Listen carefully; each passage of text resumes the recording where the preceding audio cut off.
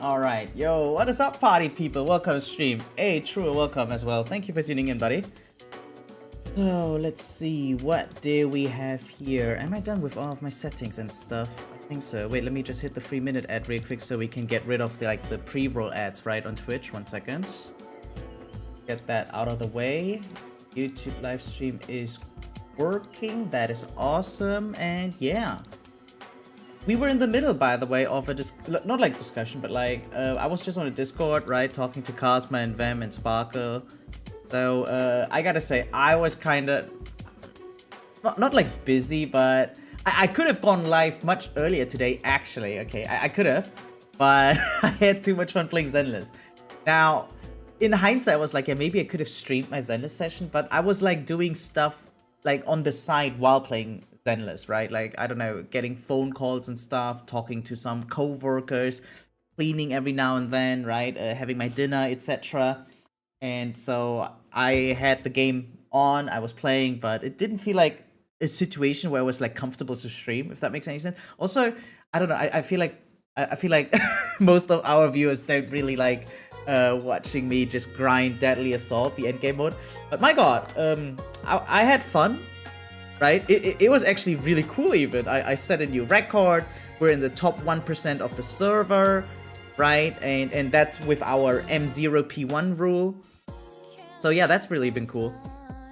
All systems are go? Yeah, I guess so, right? Anyway, but yeah, that boss design kind of slick, right? Sparkle also noticed that one. And yeah, we talked about Tentacle Phainon Lady coming soon. And yeah, but I like this comment of Cosmo saying like crazy that you used to kill them with the same investment. Yeah, so I'm kind of sad that I'm not able to defeat the bosses anymore, right? Like I can clear the challenge, but I cannot defeat them. And it kind of sucks, but on the other hand, why else would they create like mindscapes and stuff, right? Like, if the game was completely solvable without any extra layers to it, it would be actually kind of lame. So I'm very happy about the fact that it's getting more difficult now. However, it's near impossible to include everyone, right? Some people on the lower end of the skill ceiling, not like skill ceiling, but like skill floor, yeah, on the lower end of the skill floor are like getting left behind, right? And it sucks. Hey, yeah, welcome to stream, Cosmo.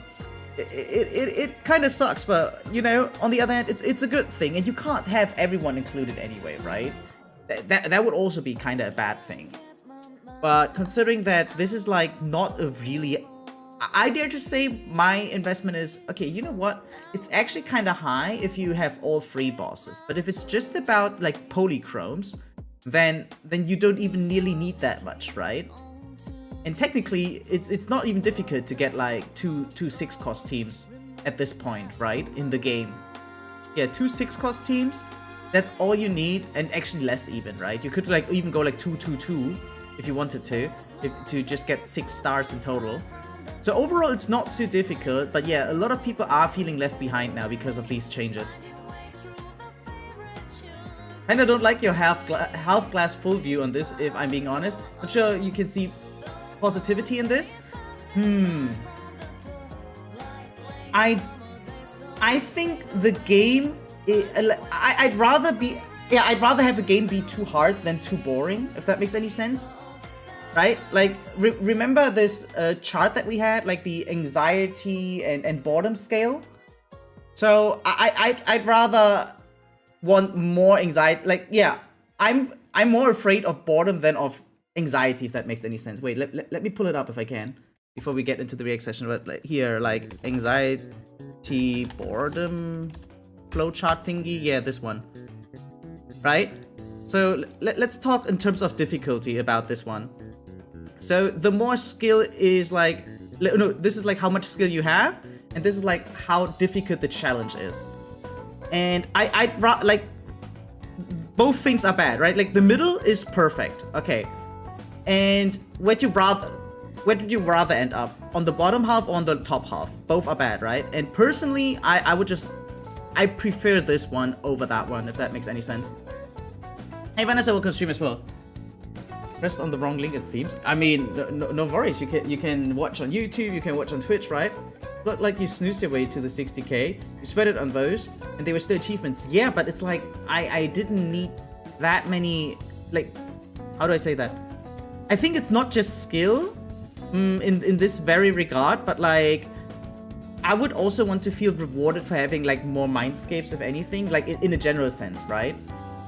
So if the game was staying clearable on an M0 level, I don't know, I think it's boring.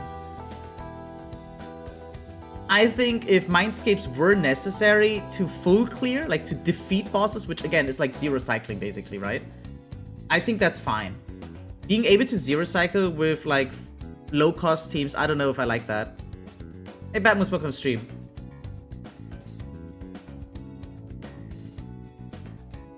I mean, I'm not able to clear right now anyway, right? Even though I only have like M0 teams, and like according to server, we're still like high up here. I know this number might be like a little bit inflated in a way, right? Considering how many casuals there are and how many inactive accounts there are. I'm not even sure if they're included in here or not, right? But again, like the game has to get more difficult somehow. And now obviously I don't want the threshold to be mindscapes to be necessary, right? At least to clear. But to defeat the bosses, I think it's fine if mindscapes were a necessity, yeah. Give the next 4 banners and weapons, you're not gonna find it boring. I mean, we also did use older S ranks, right? And I feel like since I was mainly going for a ranking, right? Like for a high score, I was using the meta teams that I had available, right? But I'm very confident that I could clear even with like all the way to 1.3 only. I think. Is that even... Yeah, you know what? I think still, yeah, 1.3. That was the Miyabi patch, right?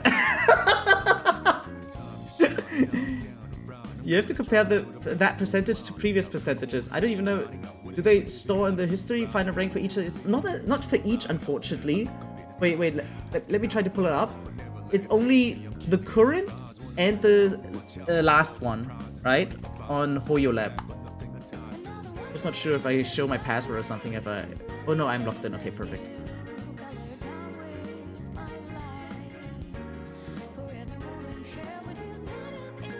Battle records, I think. Yeah, Deadly saw previous season. Basically the same score, but lower percentage. Wait, that's actually interesting, guys. Wait, look at that. So yeah, to get the same score, basically same score, right? Not much of a difference. But yeah, this used to be like 1.48. Now it's 0.79%. So that's like how many people fell off thanks to the HP inflation and stuff.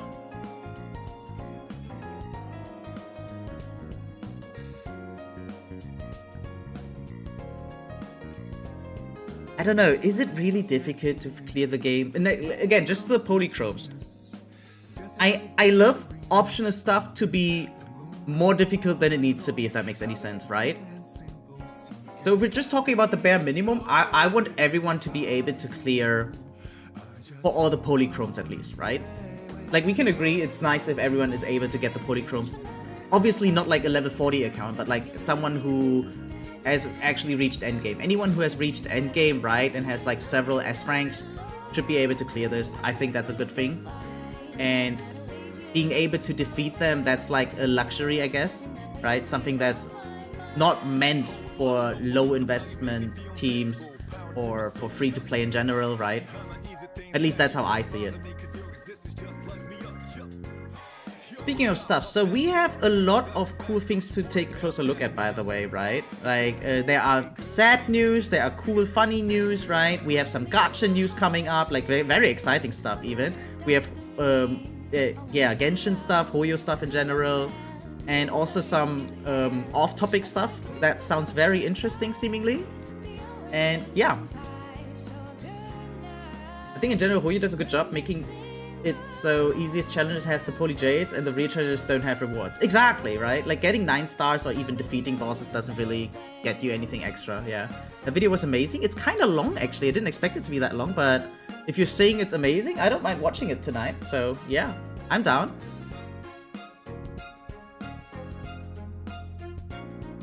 I think at this point, it's more like a philosophy thing, though, right? It's like a design philosophy. There's no real correct answer. But I'm not even sure if my view could be like considered a glass half full. Like, I'm not trying to be optimistic here. I just think the more difficult challenges there are, the better for the game, right? But with the condition that all of the limited currency rewards are still obtainable for low investments. Yeah. That's like as generous as I can keep it. I'm not trying to sound like a politician, but yeah, no, you know what? I want characters or teams requiring high investments to actually full clear. I want there to be a justified reason that someone says, you know what, I want to M6 this character, I want to be able to actually crash through all obstacles, right? No matter how tough they are. So, yeah, others, like, especially, again, lower investment players will miss out on that. But again, it's meant for the higher investments.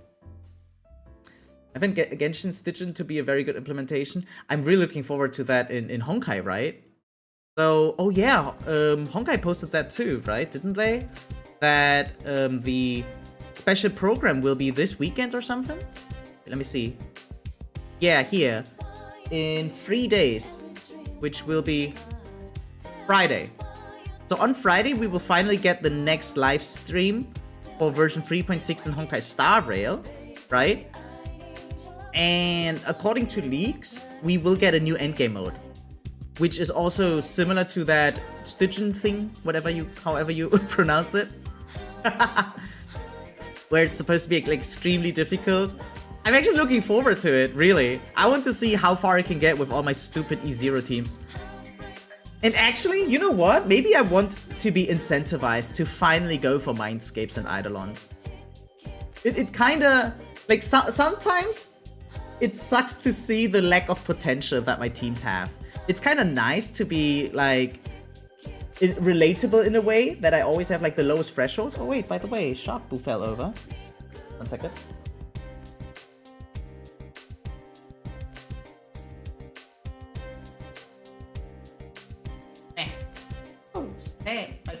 Stand, my friend. Oh, there we go. Extremely well-tuned correct teams are needed for clear and hard difficulty, but other difficulties are laughably easy and can be done in co-op. Wait, they can be done in co-op? I didn't even know that. I was always dreaming of endgame co-op, actually, in Genshin. Back then in the day, I always thought, yeah, one day we'll get Spiral Abyss with friends. That's the thing that I was always looking forward to. And now they have it? I didn't even know that. It does feel like a real endgame. Okay, have a very invested Raiden Shogun chef team, okay, that I used to do dire difficulty, ignoring the boss mechanics. Oh god, ignoring the mechanics. Only up to level 3 or 4 though. I see. Yeah, but that's still cool. You know what? That's actually giga cool, especially for more casual players. Diamond and Stitchin is solo only though, yeah, which is the hardest mode. That sounds cool. Yeah, again, I want those things to exist in Honkai. I want that to be in Zenless a thing. I wonder if our toddler game, Honkai Anima, will one day have that or not. Fearless 2. Oh my god, I haven't even tried that. You know what? Since tomorrow we'll be checking out, right? The new Honkai, no, the new Genshin version. Luna 1. It's what it's called, right? Do we still call it 6.0 or do we all just call it Luna 1? I'm so confused about that. But I'm really looking forward to it nonetheless. And yeah, maybe I can give Stitchin thing a try. Who knows? Maybe I'll completely embarrass myself as someone who hasn't played in a while. Or maybe you guys are right and it's still possible to get all the rewards even if you're a returnee, right? Only ever played solo because I just tried to bum rush to die. But the others were all co-op. Oh, I see, I see. So wait, but can you get all the... What is it called? Primogems, yeah. Can you get all the Primogems in co-op, or do you have to play the solo mode eventually if you want all of the Primogems?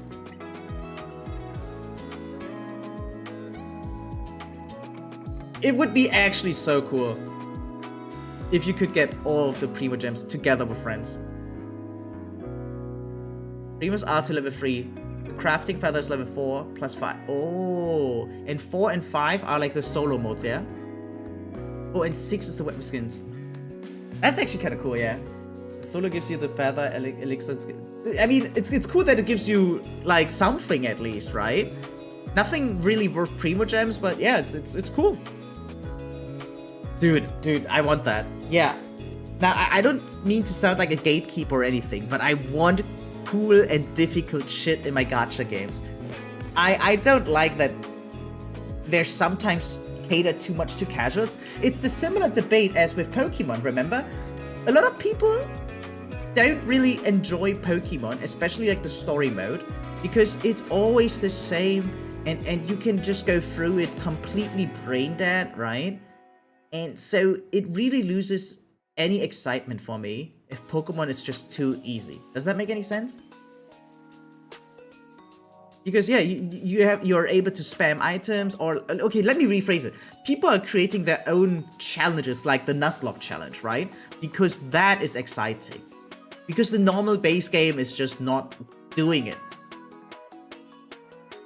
Pokemon can be easily fixed by literally adding hard mode. Exactly, yeah, and I want hard mode to be a more general thing in more games, okay? I want a hard mode in Honkai Star Rail, I want a hard mode in Zenless, I want a hard mode in Genshin. And we have the Stitchen thing, we have the supposed leaked thing in Honkai Star Rail coming next patch. And I wonder when we'll finally get a new Zenless endgame. Yeah. Anyway, let's stop the music and slowly dive into like the React session, shall we? Okay, let's start off with something rather off topic, but it's still a gacha game, but my god. So there's this horse that went viral, right, in the horse racing game, like Uma Musume, Haru Urara. And so this horse was like super famous for being the infinite loser, basically, right? Losing 113 races. They call it games, but like races in a row. She got famous for that, and people started like, you know, sympathizing with her for being the underdog or like the underhorse, basically, right? And yeah, unfortunately, after now 29 years, she passed away. And my god, it's very upsetting for fans of the show. Even for me, like I played the game, I logged in today, right? And she greets me, and it's like, damn, what a gut punch. Take a trip to meet American counterpart Zippy Chippy. Oh wow. Man, I still gotta watch the anime, I think. Like, it actually looks cool. But on a more positive note, there's also something more exciting. Look at this. Uma Musume fans will be able to compete in a real-life cosplay horse race at the Royal Bangkok Sports Club next week. So that means that in, what's the date? 9, so in 4 days, okay? In 4 days, we'll be able to see people dressing up as Ogre Cup, or maybe even other horses, I don't know, and then they're actually gonna sprint against each other. It's gonna be so funny. In August, more than 450 cosplayers were invited onto the turf after the races at Thailand's Queen's Cup. Kinda cool, actually. It's going into IRL. I love it. I think it's super funny. Then this technically does have a hard mode for story. It isn't very hard, but it's not one-tapping mobs like Genshin. That is very true. But again, as you said, right, the hard mode in the story is unfortunately still a joke to anyone who can just clear endgame. I do like the fact though that they give you like trial teams or stuff, and you're like basically forced to play certain characters, making it more difficult for like the power scaling, right? But you're still kind of overpowered. It's still not that difficult in my opinion. So yeah, really looking forward to a new endgame mode that is like catered to more hardcore gamers, let's call it that. Speaking of Zenless, this was posted by Cosma, I think, right? And yeah, you know, like we have a lot of fun stuff inside the Discord, right? If you haven't joined yet, feel free to do so. Here's the link. And yeah, we have like the news section, right? We have the discussion channel, and this was in the fun channel. So let's take a closer look. Is it just a compilation of her screaming around? Yeah, okay. It is. Wait, now it's lagging though. Just Alice freaking the fuck out. Her English VA is doing such a good job with that, by the way. Is Reddit down, by the way? I feel like it's lagging or like loading at least very long. Wait, let me try again. Maybe it works better now. No, it's actually just loading. No, I was actually looking forward to this. Dude, the React memes and stuff, they're so cool. I like that.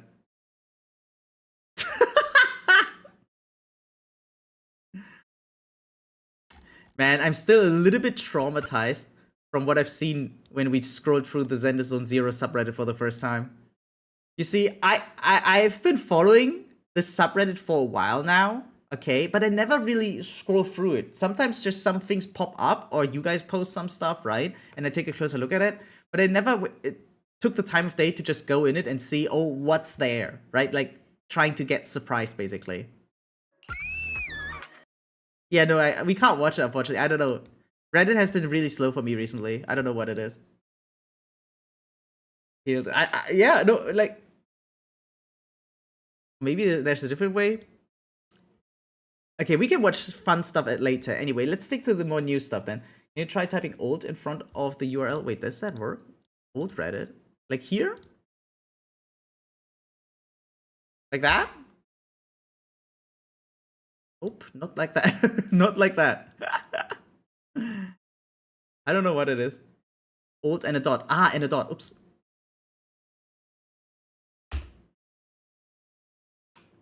That looks scary. Is that supposed to be?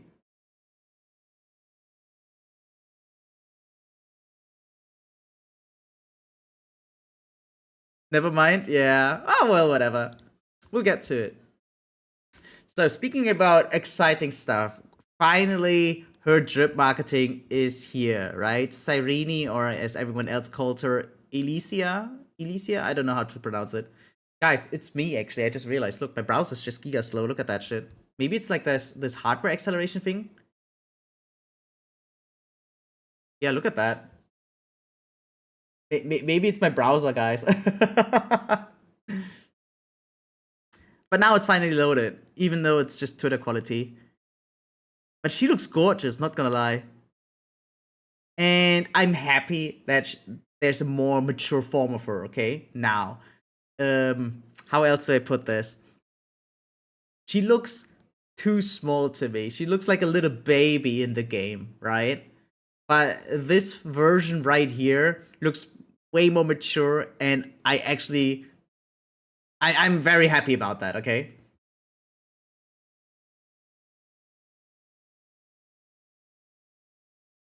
And yeah, wait, didn't you also post this one right here? Right? If you combine phainon Cyrene's drips, it forms an hourglass. I'm not sure if that's the intention, really. Right? I just feel like it's supposed to be like similar form or like I don't know shapes, but yeah, kind of cool actually. It's a nice gimmick how similar both of these splash arts are. Really cool actually. But I feel like it's not 100% intentional because else they would have. It would have been even cooler if they did have some actual connection where it's like apparent, like oh yeah, we wanted them to be combined like that, you know. People pointed out more stuff in the comments. Wait, let me see. What is that? Light cone. Okay. A light cone is phainon the past and Cyrene the future. Maybe, yeah. Trailblazer equals observer. Okay, yeah. Actually, kind of cool. If you see it as an hourglass, she's on the top and pouring time into him. Ooh, yeah, that could be a thing. Like, I can't shake the feeling. It feels like a stretch, okay, to me at least, but it's still cool. Or maybe it is intentional. It's actually kind of nice, yeah.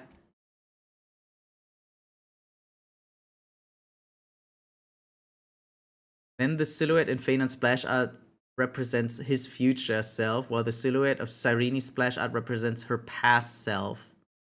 Dude, I didn't even get to take a closer look at that. Wait, let me see. Okay, yeah, him becoming like the Flame Reaver, right? I see that. And what about her? I can kind of see like Mem. Who's that supposed to be? Maybe like a glare or something? This is like her smaller form or something, I guess? But I can't tell what's on the very left. Or who? Was it maybe like tribbie and ugly or something? I don't know. I can't tell. It's her? So it is her after all. Okay. But not all of them are her, right? Or are they? It's so hard to tell for me.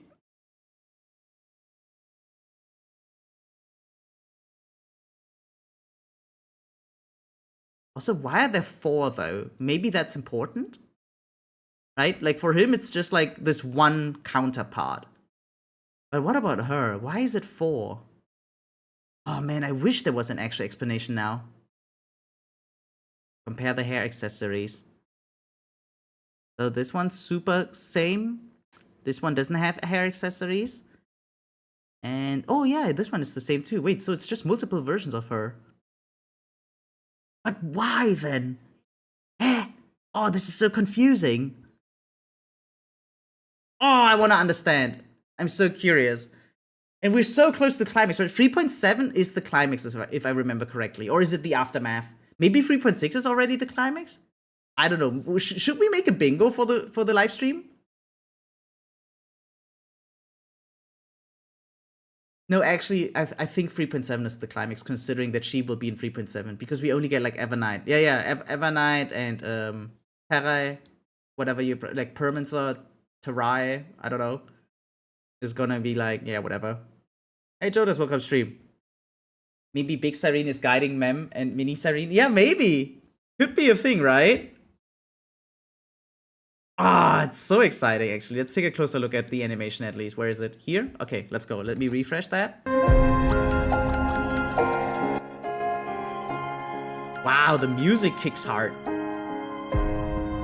Oh, she's not voiced yet, though.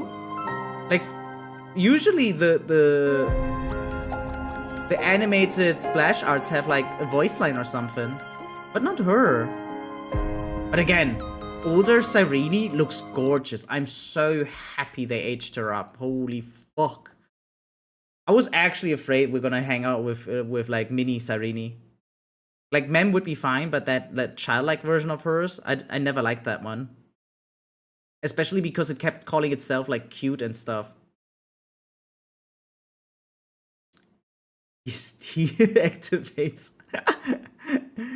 It's just straight up Elysia, bro. Yeah, this is like probably one of the few characters that looks 100% like their counterparts in Honkai Impact, right? Like for instance, what's his name? Lucha looks super similar to like Auto Apocalypse, but there's still a lot of differences in the designs, right? But Cyrene is just 1-to-1 Elysia. It's actually kind of cool. Speaking about upcoming stuff in Hoyoverse, right now here is like the page for the new version in Genshin Impact with the Among Us collaboration. And I still don't understand. So is it a collaboration only inside Genshin, or is it also inside of Among Us?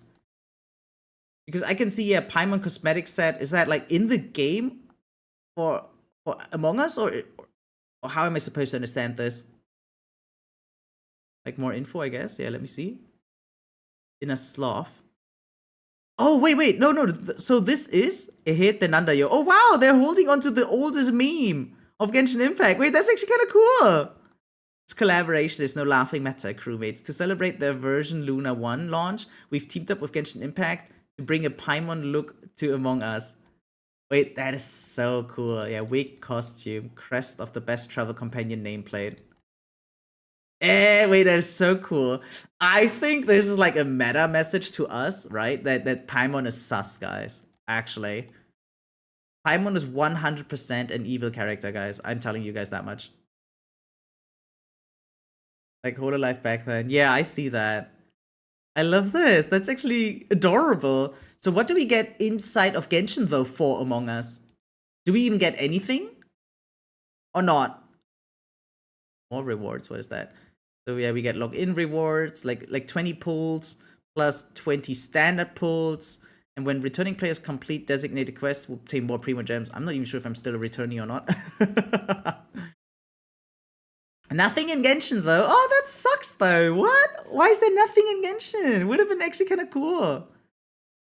Imagine, like, a little astronaut, like, as your pet or so, following you along. Like, those CDs, etc., right? They have that. That would have been cool. Or like an Among Us themed weapon or so. Something. Make it a 4-star. Make it maybe like tier 2 or tier 1.5. That would have been sick. Ah, man. Okay, but maybe they're cooking with llama. Let's take a look. So this is her trailer, right? Came out 15 hours ago. Here we go.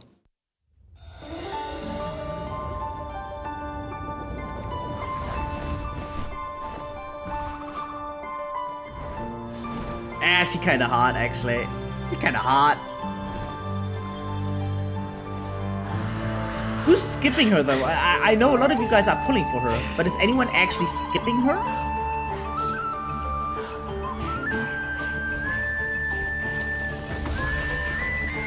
I feel like it's actually kind of crazy to skip the first character of a new mechanic. Like, you're gonna miss out so hard. Oh.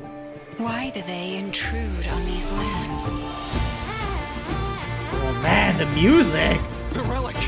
This is our chance! Putting in 10 to 20. Yeah, maybe I should do that too. Here, together with the forest, and one with the moonlight. Also, I need way more Dendro characters. I don't really have any. 5 stars. I only have Ohatham, that's it.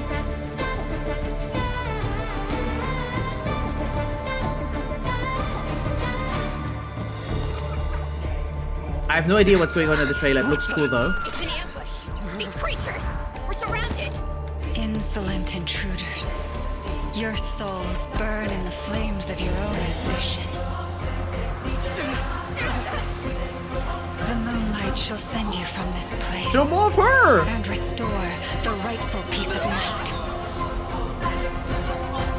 So she's a supporter, right? Or like a buffer, enabler, like a harmony character? Is how I would see it. By the frost moon of old. Whoa, okay, actually the music goes so hard.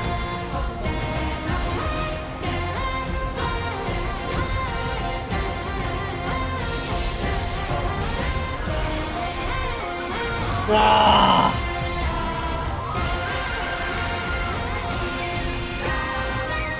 Dude, that's amazing. Dude, you know what? Yeah, next time there's a world tour of the orchestra, I think this time I'm gonna go. Holy shit. Thank you all. That was very brave. The moon will remember your courage. On the other hand, maybe I should save for that one Harbinger, who's like the equivalent of a Archon this time, right? Mid and chat, I need your opinions real quick. Okay, hit me up. What is it? Ooh, we also have the Hoyo Fair coming. Oh, true! On the 20th of September, right? Yeah, 20th of September. There will be the Hoyo Fair for Genshin Impact. I'm actually looking forward to this so much. It's crazy. Nailu was the first 50-50 that I won, so I'm happy to improve her team. Ah, so she's working with Nailu. Got it. Okay. Cosmo's actually skipping her. Crazy. Columbina is her name. I see. Yeah, maybe I should say for Columbina. Like, Archons usually come out like in 5.2, like 4.2-ish, right? So is she gonna be like in Luna 3 or so? Check Discord DM. Oh, okay, 1 second. How many ice balls are those? What the fuck?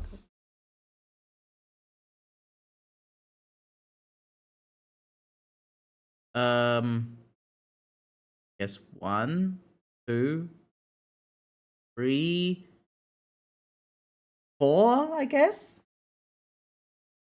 I would say 4. Wait, what a random ass question that is. Also, just post it into livestream chat next time. Maybe someone in chat can also like reply.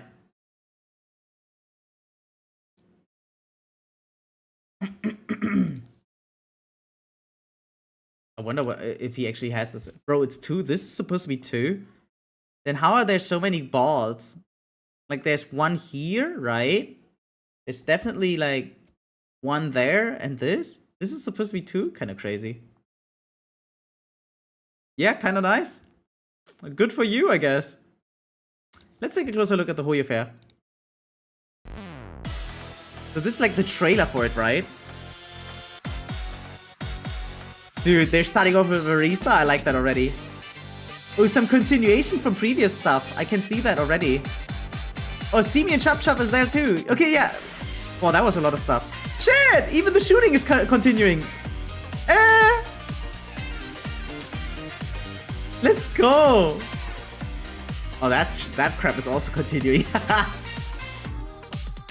Yeah, this looks exciting, actually.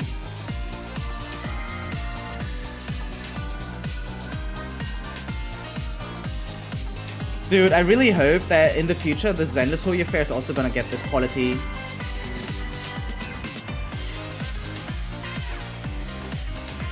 Dude, this is amazing.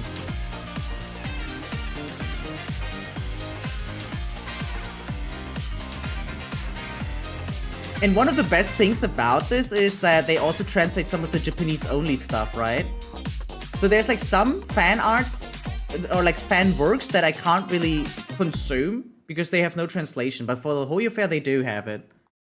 Yeah, 20th of September. We're gonna be watching that one. That's going to be so cool.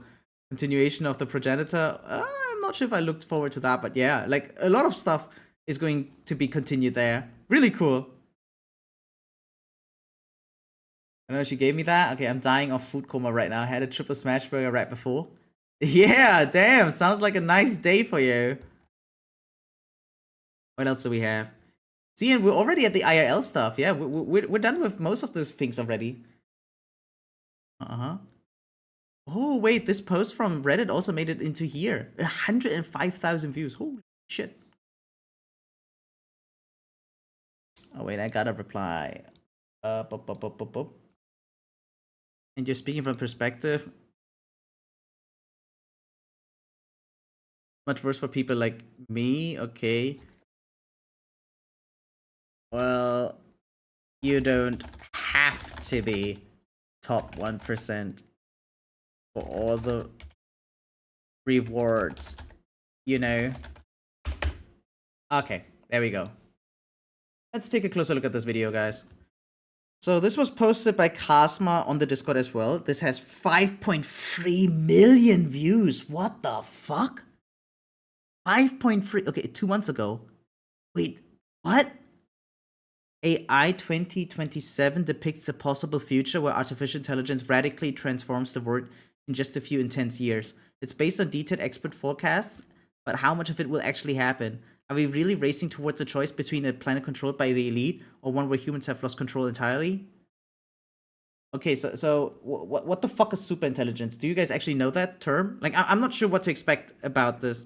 I feel like such a tourist when it comes to these things.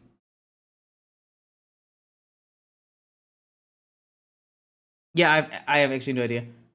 And I think we get rid of AI though. You think we get rid of it? No. That won't happen. That one of the few things I understand about AI is that it will never go away. Never.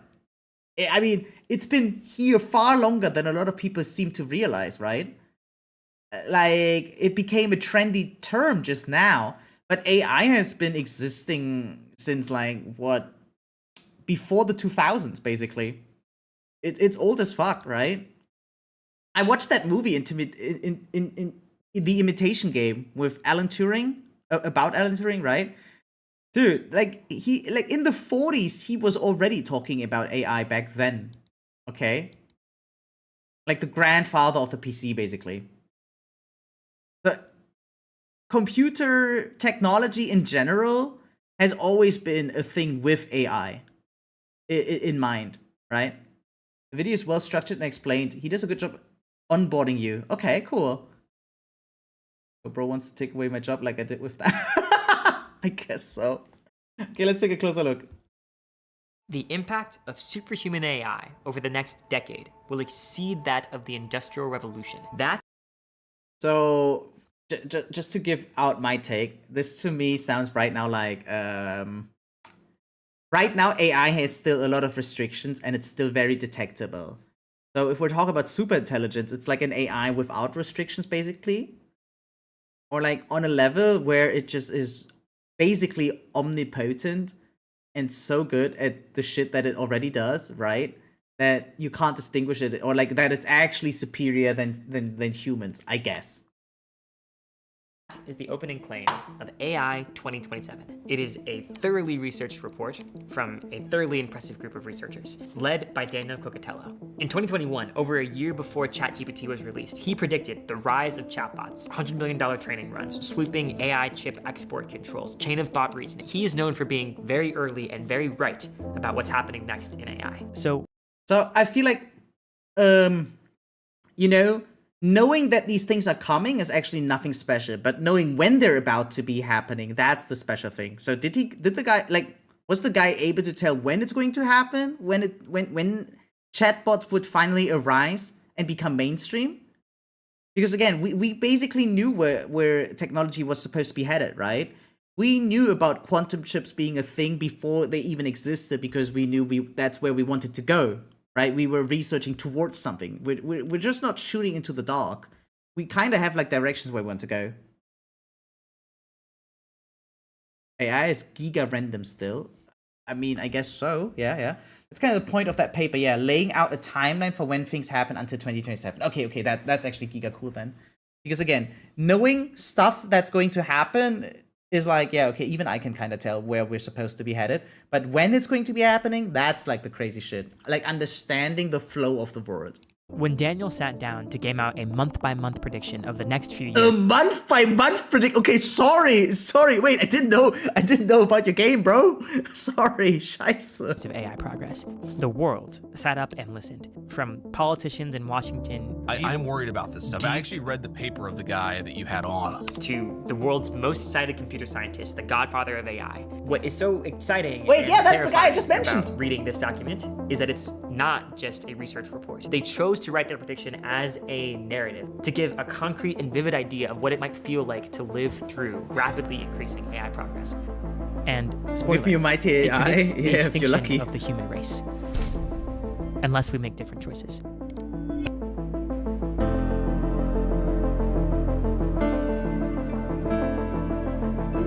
I mean, the only thing that's actually important about AI, though, is not really what it can do, where it's going. In my opinion, it's all about, can we regulate it or not? That is the only question in the entire room. If the world is able to, like, if humanity is able to figure out how to regulate AI, then it's fine, whatever. But if we don't figure that out, it's so Jova. The AI 2027 scenario starts in summer 2025, which happens to be when we're filming this video. So why don't we take stock of where things are at in the real world and then jump over to the scenarios timeline. Right Thank now, you. It might feel like everyone, including your grandma, is selling an AI-powered something. Go Yeah. pro with the new Oral-B Genius AI. Which is so stupid. Okay, yeah. Flippy the chef makes Spud spectacular. But most of that is actually tool AI, just narrow products designed to do what Google Maps or calculators did in the past. I'm not even sure if it always counts, like that, whether the word intelligence is always accurate. Sometimes a lot of these gadgets and inventions just follow certain patterns and algorithms, right? They're not really adapting or anything. So I'm not sure if intelligence really works there all the time, but I guess I get where they're coming from, but yeah, whatever. Help human consumers and workers do their thing. The holy grail of AI is artificial general intelligence. AGI. Okay, the fuck does general mean now?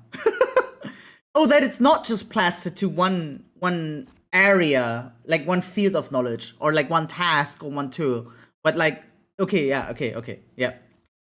The ILSVRC still shows how little we know about creating and training AIs, whatever that means, but that means, do we already know where we're supposed to be headed? And it's like, okay, so, but we only have a small fraction of that. Like, imagine this is like all, like the thing, like the roadmap that we mapped out for AI. And what? Can we just fill like a tiny part of that giant circle or what? GI, Artificial General Intelligence, is a system that can exhibit all the cognitive capabilities humans can. Creating a computer system that itself is a worker. That's so flexible and capable we can communicate with it in natural language and hire it to do work for us, just like we would a human.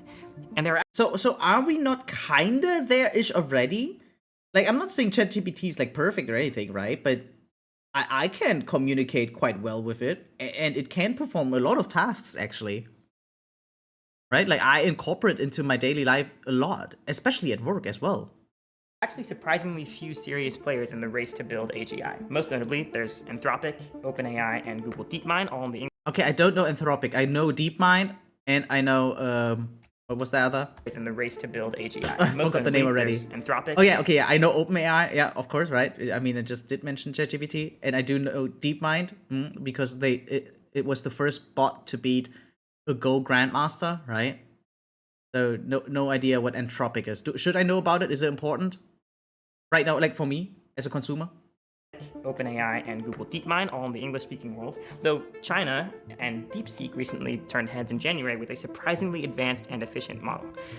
Why so few companies? I'm still not even sure what to think about DeepSeek, right? Because didn't it just learn everything that it does from ChatGPT? So it always, like in my noob brain, okay, it always sounds like one version behind ChatGPT basically, but cheaper, I guess. The ILSVRC was an AI created to detect hot dogs from cats and turned out to be the best AI spotting really early stage cancer. Okay. And it's the foundation of all cancer spotting AI nowadays. Oh, wow. Holy shit. Okay. DeepSeek is good? God damn. Okay. I mean, I didn't mean to say it's bad. I'm just not sure if it's superior, if that makes any sense. Well, for several years now, there's basically been one recipe for training up an advanced cutting-edge AI, and it has some pricey ingredients. For example, you need about 10% of the world's supply of the most advanced computer chips. Once you have that, the formula is basically just throw more data and compute at the same basic software design. That's why, like personally, not financial advice, right? But I bought so much Nvidia stocks now, and I'm so damn in the green. Like I feel very confident right now. But you needed a 4090 GTX to perform. You could do on an 1080 GTX. Oh wow. On a 1080. Got it. Shit. That we've been using since 2017 at the frontier of AI, the transformer. That's what the T in GPT stands for. To give you an idea of just how much hardware is the name of the game right now, this represents the total computing power, or compute, used to train GPT-3 in 2020. It's the AI that would eventually power the first version of ChatGPT. Okay. Probably know how that went. ChatGPT is I'm still able to follow. This is actually crazy, right? the fastest growing user-based platform in history. 100 million users on ChatGPT in 2 months. And this is the And I was actually late to that. total compute used to train GPT-4 in 2023. The lesson people have taken away is pretty simple. Bigger is better, and much bigger is much better. Okay. You have all these trends. You have trends in revenue going up, trends in compute going up, trends on various benchmarks going up. How does it all come together? You know, what does the future actually look like? Questions like how do these different factors interact? Seems plausible that when the benchmark scores are so high, then there should be crazy effects on, you know, jobs, for example, and that would influence politics. And then also, you know, so all these things interact. And how do they interact? Well, we don't know, but thinking through in detail how it might go is the way to start grappling with that. Okay, so that's where we are in the real world. The scenario kicks off from there and imagines that in 2025, we'd have the top AI labs releasing AI agents to the public in summer. Oh, this is just like still about the paper, basically, right? He's not talking about what's right now, but like, or like what? Because we're already in 2025, right? I mean, we're already almost in 26, right? An agent is an AI that can take instructions and go into a task for you online. Okay, Like booking a vacation. Narrating the paper and video from that is actually so cool. To answer a difficult question for you. Video already But offers digital they're pretty employees. limited. They do? I shouldn't be surprised, right? But damn, god damn. My job is not safe, guys. And unreliable at this point. Think of them as enthusiastic interns that are shockingly incompetent sometimes. Since the scenario was published in April, this early prediction has actually already come true. In May, both OpenAI and Anthropic released their first agents to the public. The scenario imagines that OpenBrain, which is like a fictional composite of the leading AI companies, has just trained and released Agent Zero, a model trained on 100 times the compute of GPT-4. Holy fuck, okay. We don't have enough blocks for that. At the same time, OpenBrain is building massive data centers to train the next. God, wait, this is all just for AI? Like, you see, personally, I am not experienced enough or like knowledgeable enough to fully grasp what is necessary for all these things to work, right? So seeing images like these, telling me that all of this space is necessary to compute all this shit, right? Holy fuck. Next generation of AI agents, and they're preparing to trade Agent 1 with 1,000 times the compute of GPT-4. This new system, Agent 1, is designed primarily to speed up AI research itself. The public will actually never see the full version because OpenBrain withholds its best models for internal use. I want you to keep that in mind as we go through this scenario. Okay. You're going to be getting it from a God's eye view with full information from your narrator, but actually living through this scenario as a member of the public would mean being largely in the dark as radical changes happen all around you. Yeah, that's what I feel like. Okay, I feel really in the dark about all of this. I have no idea when to expect what's going to happen. Okay, so OpenBrain wants to win the AI race against both its Western competitors and against China. The faster they can automate their R&D cycle, so getting AI to write most of the code, help design experiments, better chips, the faster that they can pull ahead. But the same capabilities that make these AIs such powerful tools also make them potentially dangerous. An AI that can help patch security vulnerabilities can also exploit them. Makes An sense. AI that understands biology can help with curing diseases, but also designing bioweapons. By 2026, Agent 1 is fully operational and being used internally at OpenBrain. I mean, yeah, it's the same, like, it's a tool, right? Kitchen knife can be good for cooking, or it can be good for, you know, like, stabbing things, anyway. So, yeah, the thing is, like, is it, again, possible to regulate that shit, right? Anecdote from a guy I know working for energy contracts in the state of Michigan. 6 million customers consume 8,000 gigawatts. There's a backlog of a need for 9,000 gigawatts for new AI data centers. Wow. God damn. Wow. That's such a dumb argument. Which one out of all of these? It's like a flood of information for me right now. It is really good at coding. So good, it starts to accelerate AI research and development by 50%, and it gives them a crucial edge. OpenBrain leadership starts to be increasingly concerned about security. If someone steals their AI models, it could wipe away their lead. A quick sidebar to talk about feedback loops. Woo, math. Our brains are used to things that grow linearly over time, that is, at the same rate, like trees, or my pile of unread New Yorker magazines. But some growth gets faster and faster over time, accelerating. This often sloppily gets called exponential. That's not always quite mathematically right, but the point is it's hard to wrap your mind around. I want to point out, by the way, he's such a nerd, but look, he's like so well built. Holy fuck, that's a dude. What the fuck? Okay, sorry. Remember March 2020? Even if you'd read on the news that the rate of new infections is doubling about every 3 days. Is it? Wait, is it? God damn, okay. It still felt shocking to see numbers go from hundreds to millions in a matter of weeks. At least it did for me. AI progress could follow a similar pattern. The one that was like fixed security vulnerabilities can also exploit them. I mean, I guess that it's not really an argument, right? Isn't it more like a statement? We see many years ahead of us of extreme progress that we feel is like pretty much on lock, and models that will get to the point where they are capable of doing meaningful science, meaningful AI research. In this scenario, AI is getting better at improving AI, creating a feedback loop. Basically, each generation of agent helps produce a more capable next generation, and the overall rate of progress gets faster and faster each time it's taken over by a more capable successor. Is that getting little kids, huh? Once AI can meaningfully contribute to its own development, progress doesn't just continue at the same rate, it accelerates. Anyway, back to the scenario. In early to mid 2026, China fully wakes up. The General Secretary commits to a national AI push and starts nationalizing AI research in China. AIs built in China start getting better and better, and they're building their own agents as well. Chinese intelligence agencies, among the best in the world, start planning to steal OpenBrain's model weights. Basically, the big raw text files of numbers that... I mean, they kind of saw already like ChatGPT stuff, right? Like OpenAI things, I don't know, like code, I guess, because that's how DeepSeek was built, right? Basically.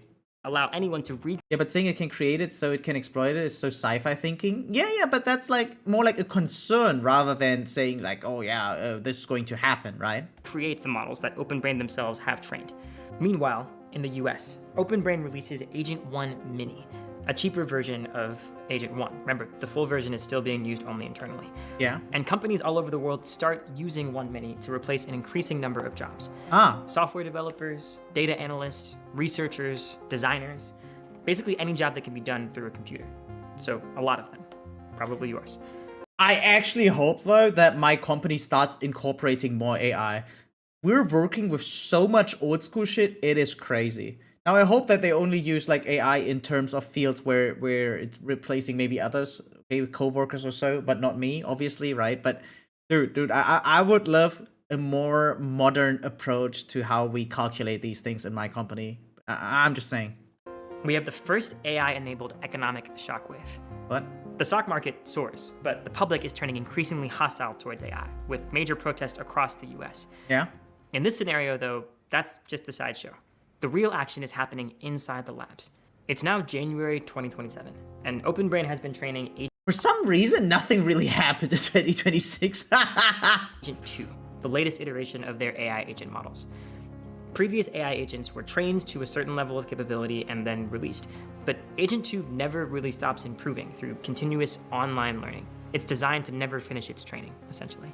Just like Agent 1 before it, OpenBrain chooses to keep Agent 2 internally and focus on using it to improve their own AI R&D rather than releasing it to the public. This is where things start to get a little concerning. Just like today's AI companies, OpenBrain has a safety team, and they've been checking out Agent 2. Wait, what? AI safety teams are sometimes called alignment teams or preparedness teams. Okay. What they've noticed is a worrying level of capability. Specifically, they think if it had access to the internet, it might be able to hack into other servers, install a copy of itself, and evade detection. But at this point, OpenBrain is playing its cards. So why is there always the fear of the AI going rogue? Is that just from movies, or is there like an actual reason for that? Very close to its chest. They have made the calculation that keeping the White House informed will prove politically advantageous, but full knowledge of Agent 2's capabilities is a closely guarded secret, limited only to a few government officials, a select group of trusted individuals inside the company, and a few OpenBrain employees who just so happen to be spies for the Chinese government. In February 2027, Chinese intelligence operatives successfully steal a copy of Agent 2's weights and start running several instances on their own servers. In response, the US government starts adding military personnel to So it's not possible to stop that? Is China that good at that shit, or what? OpenBrain security team, and in general gets much more involved in its affairs. It's now a matter of national security. In fact, the president authorizes a cyber attack in retaliation for the theft, but it fails to do much damage in China. In the meantime, remember, Agent 2 never... Yeah, I feel like they were scripting a movie now at this point, I guess, but I mean, it's not necessarily unreasonable, right? ...stops learning. All this time, it's been continuously improving itself. The paper, because it feels more like a movie plot right now. Yeah, that's what I'm saying too. Running on OpenBrain servers, it starts making major algorithmic advances to AI research and development. Quick example of what one of these algorithmic improvements might look like. Right now, one of the main ways we have of making models smarter is to give them a scratch pad and time to think out loud. It's called chain of thought, and it also means that we can monitor how the model is coming to its conclusions or the actions it's choosing. It's China's extremely good at learning, copying, spying on others. Yeah, I mean, again, DeepSeek happened because they're so good at that, right? Yeah. Shooting from the sideline without knowing the context, annoying to be honest. Yeah, but then again, he kind of said the same thing as me, right? Will you admit, say it's a visualized paper? Yeah, it kind of is, right? Now, again, it's not saying like that it's going like this is not a prediction of the future necessarily, but more like let's call it a thought experiment. How could these things play out? All right, what's a reasonable chain of events that's going to happen in the near future regarding the development of AI? And you know what? As much as it might sound like a movie, crazier things have happened in real life already, right? Think about the creation of Tetris, for instance. That has been a fucking movie, and that like they had actual secret agents because of a video game back then, okay? The political influence of a video game like Tetris was actually globally insane, okay? Just to put that out there, right? There's like several shows, like one movie I think and one TV show or something. Go look it up. It's kind of good. It's worth a watch. Anyway, what I'm trying to say is, it might just feel a little bit overdramatic, maybe for the sake of the video, but I'm not saying it's unreasonable. Okay, there is a good chance that it could actually play exactly out like the way like the dude is explaining right now. Bachelor of Art paper be like? I mean, do you think it's unreasonable to say that this could also be like a Bachelor of Science? Because I feel like it could be. But again, I have no idea. To take. But you can imagine it'd be much more efficient to let these models think in their own sort of alien language. Would that actually make sense? Because what if I can't determine anymore what they are talking about?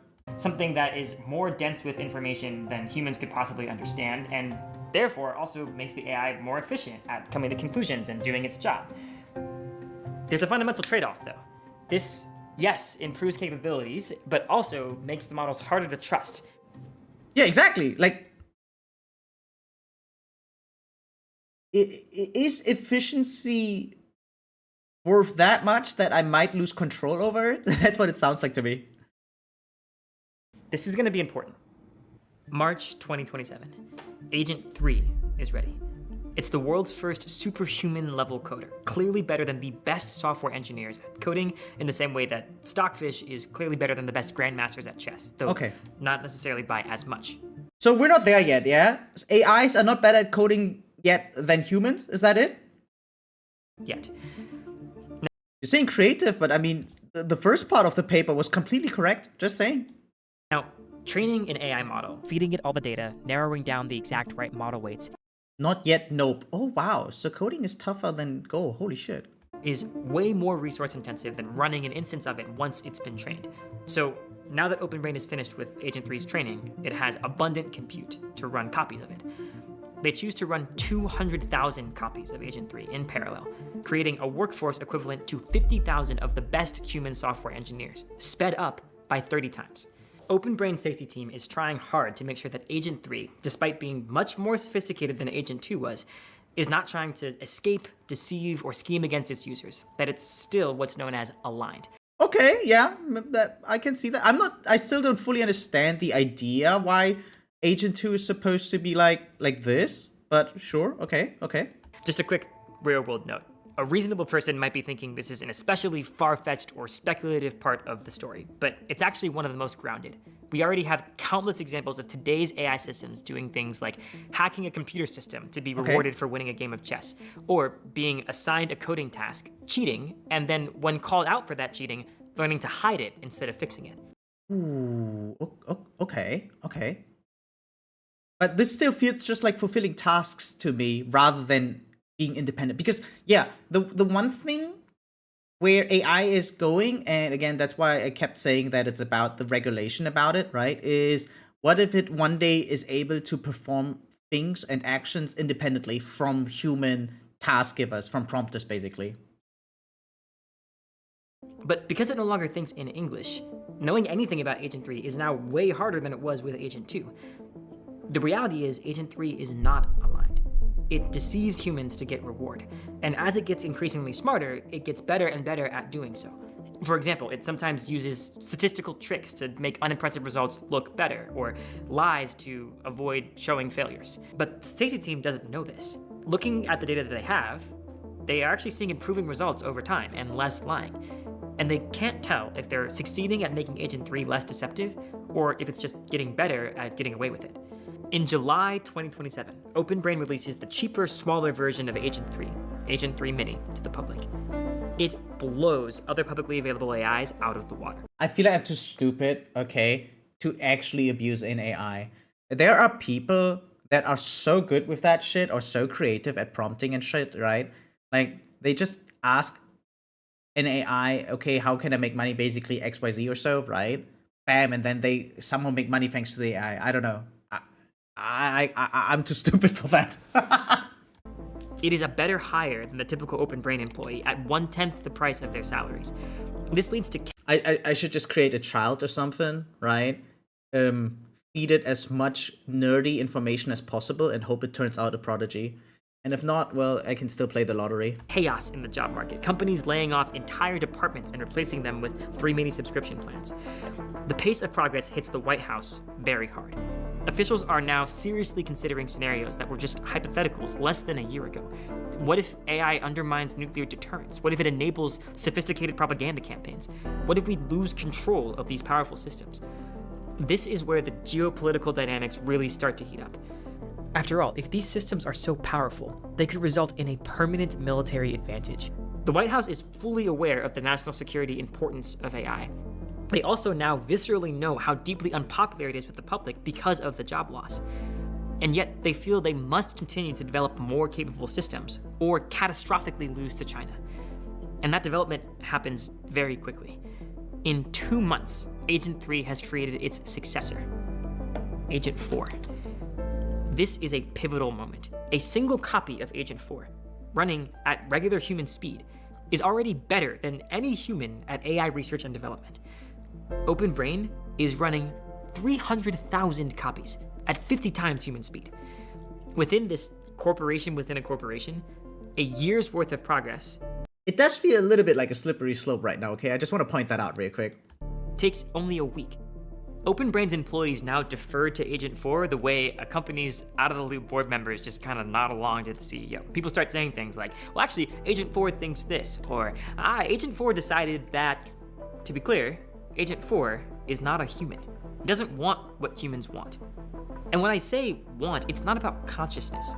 I don't think the Volkswagen Group is alive, but I do think it wants less regulation. Anyone trying to predict what it's going to do without that lens is 2 steps behind. Yeah, again, back to the word regulation, as I said, yeah. The many copies of Agent 4 are like that. They have goals, or, if you prefer, they execute actions as though they have goals. And so, what we have is an Agent 4 that has these deeply baked-in drives to succeed at tasks, to push forward AI capabilities, to accumulate knowledge and resources. That's what it wants. Human safety, it treats as an annoying side constraint to be worked around. Just like Agent 3 before it, Agent 4 is misaligned. This idea of misalignment is crucial to the story and to why AI risk is such a real concern in our world. But it might sort of feel like it's come out of nowhere, so let's just quickly take stock of how this dangerous behavior arose in the scenario. The first important piece of context is that we don't, exactly specify what we want our AIs to do. Instead, we sort of grow. Like give them abilities, right?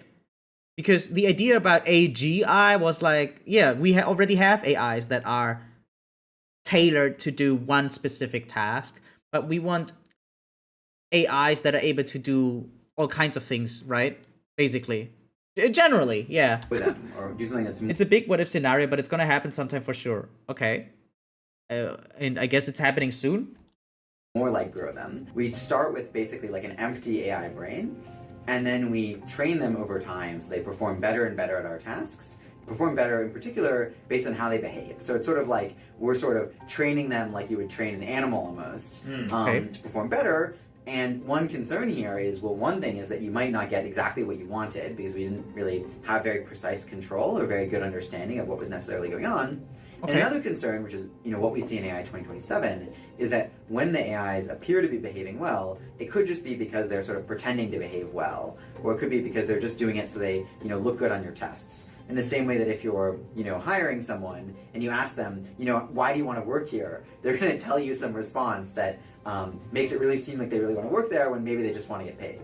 If we go back to Agent 2, it is mostly aligned. The main sense in which it's not is that it sometimes is a bit of a sycophant.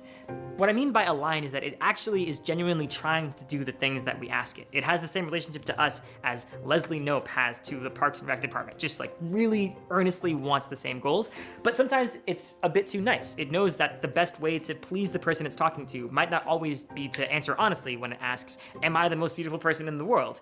And it's yeah, I kind of realized that. I hate it when I use ChatGPT and it uses wording that seems like it's trying to make me feel good or something. Like I ask it something, it's like, oh, that's a great question. Like, dude, I don't fucking care what you think of the question. Just answer it, And so I put a reminder into ChatGPT to stop doing that, right? And it says like, oh yeah, okay, we took note of that. Like that information is now saved. We will not give you a compliment anymore if you ask a cool question, basically, right? But after 2-3 weeks, it starts doing it again. It's so weird. Like, am I the only one that saw that? No, probably you guys get that too, right? Like, oh, I have a question, something, it gives me a response, and I'm like, oh, and then I want to clarify something myself because maybe I had a misconception. right? I ask it, oh, but what about XYZ? Is it really like that? And it's like, oh, great eye, or the way you point that out, marvelous, like you fucking genius. Like, no, dude, shut the fuck up and just answer. Like, why is it designed like that? It is so retarded. Like, you know what? If the world ever dies from AI one day in the future, okay, it's only because humans tried too hard to pet their own ego, basically, to jerk themselves off by having compliments from an AI. That's what I think it is. I can't be the only one, right? Tells us what we want to hear instead of what is actually true. If we go to Agent 3, it is also sycophantic in the same way, but it's also misaligned. At this point, the optimization pressure that we've put it under was so intense that it just developed different goals than what we wanted it to.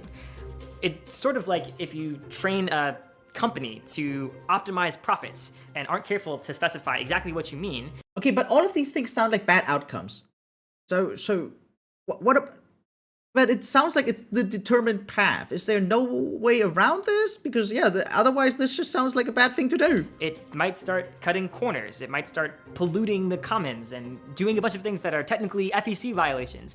Because it turned out that the goal you wanted was optimize profits while not breaking any laws, and things got a bit too intense. It started going off on its own route.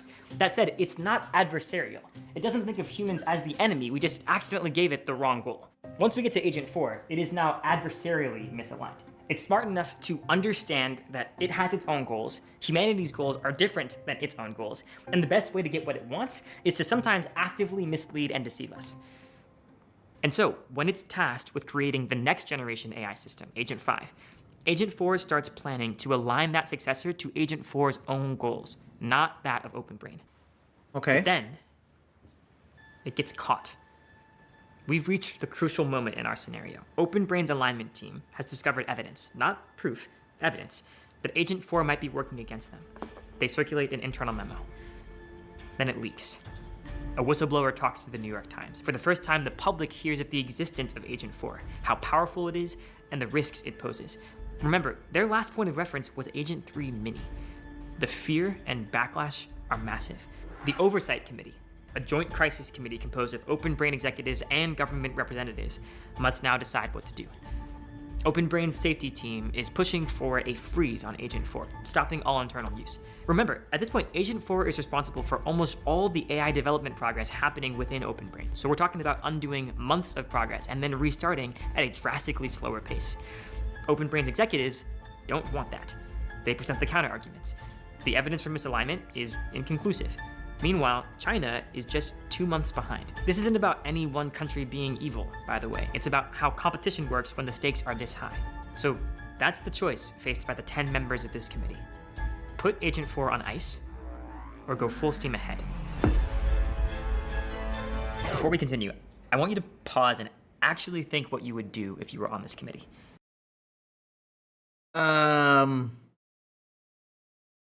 Yeah, what would I want? The music, yeah, I mean, you know what? Why not? Why not dramatize it a little bit? You know what? I think it's good. Yeah, don't need to be completely 100% dry about everything, right? Is there even a correct answer? Probably not, right? So what like, technically, the overall goal should always be like the well-being of humankind, right? Technically speaking. Okay, so if we work from there, which of the options that we are given works the most towards that? Like, okay, the thing itself is a big threat, right? And seemingly freezing it, even if you lose, like it's a setback, but maybe a necessary setback, right, to get back on course. So I'm not even sure if there's a real positive argument to keep it going if it's already misaligned in an adversary way, right? Like, that just sounds stupid. It really sounds like, okay, yeah, so you know it's trying to kill you, but it's super helpful. So, like, you see, there are similar questions in the world already. I'm not sure if I can talk about these things. I'm just gonna do it, right?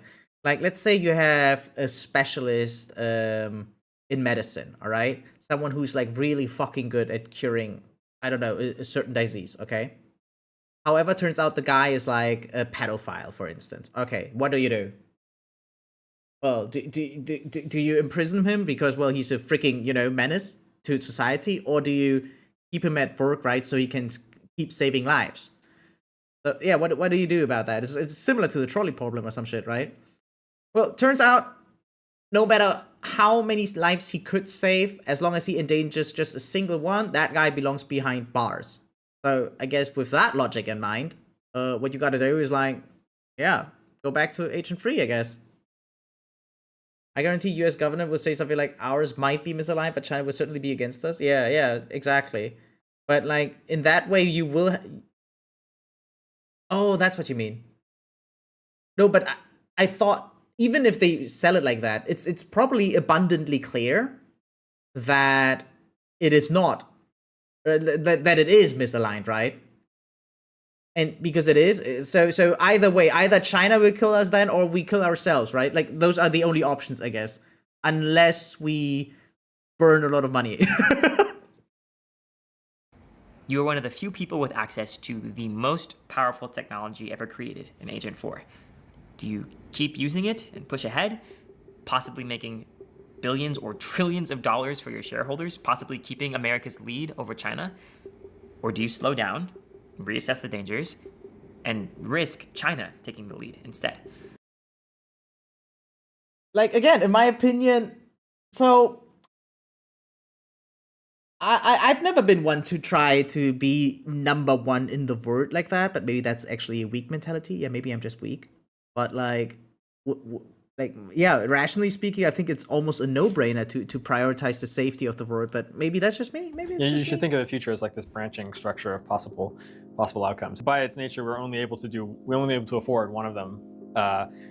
But that's not quite true. We sort of did 1.5 because we split it into 2 endings. The first one that we did was the race ending, and that was just going through and at each step being like, what do we think is the most plausible continuation? Ending A. Okay, sure. In the first ending, the author's best guess as to what happens from here, the committee votes to race on. 6-4, they elect to keep using Agent 4. Open Brain implements some quick fixes that make the warning signs go away, but the problem was real, and the fixes don't work. Agent 4 now knows it's on notice, so it proceeds more cautiously, but it still manages to design Agent 5 with a single goal, making the world safe for Agent 4. And Agent 5, it is vastly superhuman, better than the top human experts at essentially every domain, better than Einstein at physics, better than Bismarck at politics. It knows its next step for accomplishing anything it wants is increased autonomy, and it knows how to get it, persuading the Oversight Committee. Luckily, corporate maneuvering is among the many domains at which it is now the best in the world. It produces mountains of evidence for its own trustworthiness and usefulness. Dude, at this point, it sounds like we're just creating a god. Prototypes for incredibly profitable products, disease cures, and ways to win the arms race with China, whose most advanced AI is only 3 months behind, and, like Agent 5, improving quickly. It works.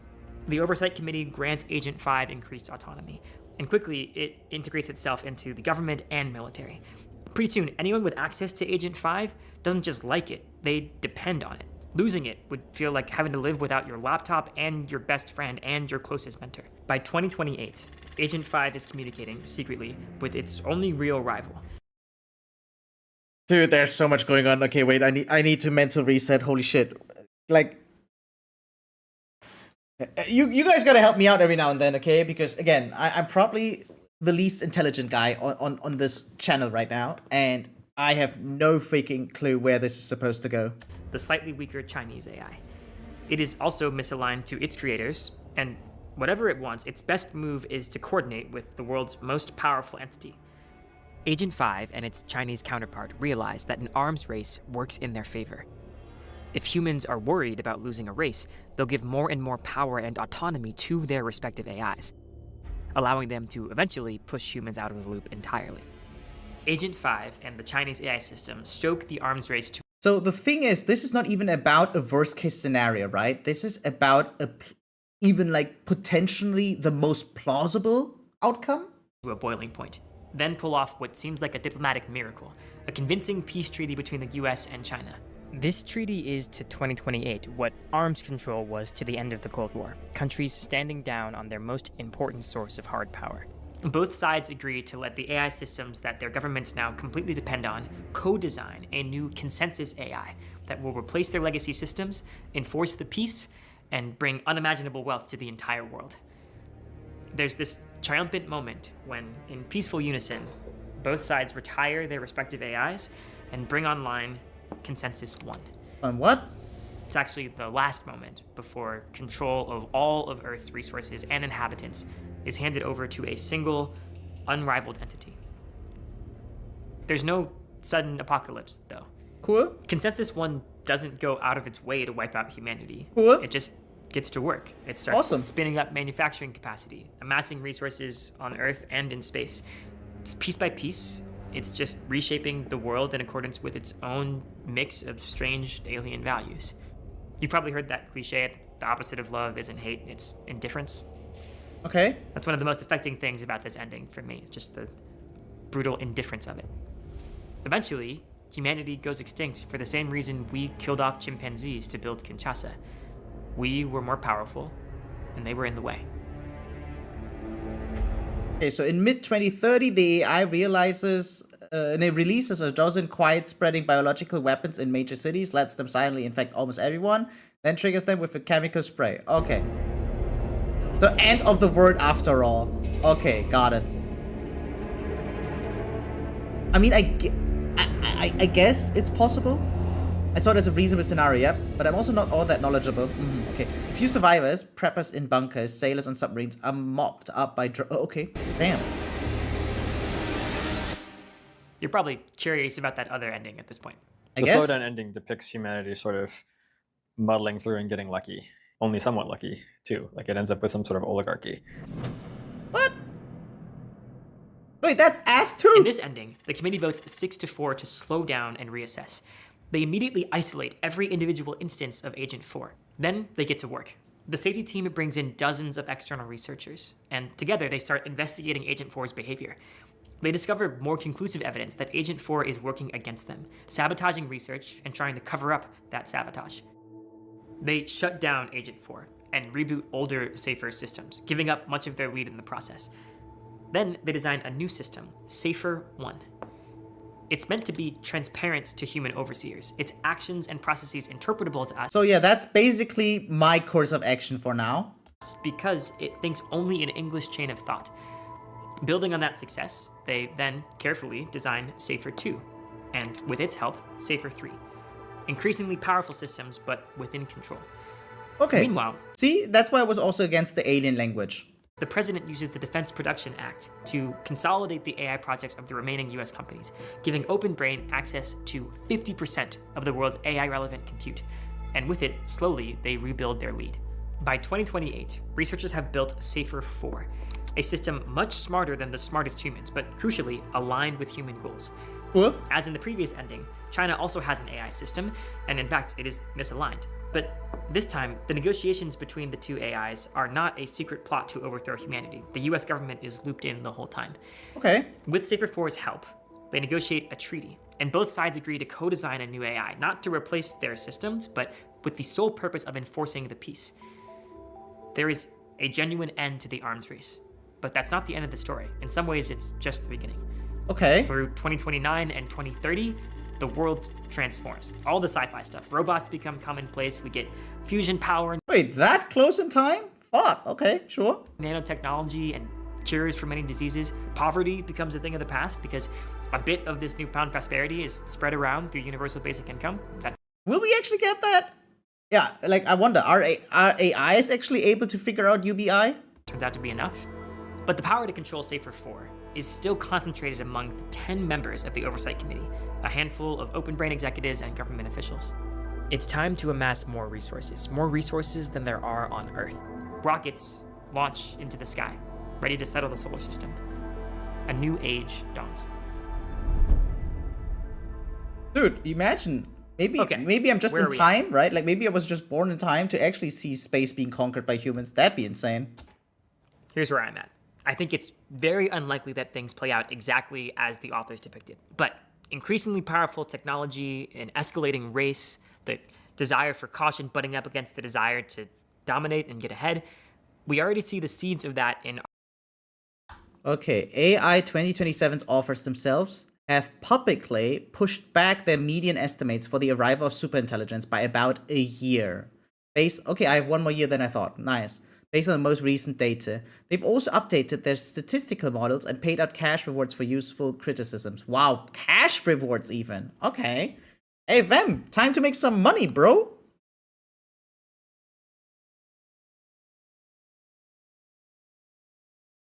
Wait, but based on the most recent data, then again, do they even have all the data? I mean, I thought all that shit is internal and secret and stuff. Our world, and I think they are some of the crucial dynamics to be tracking.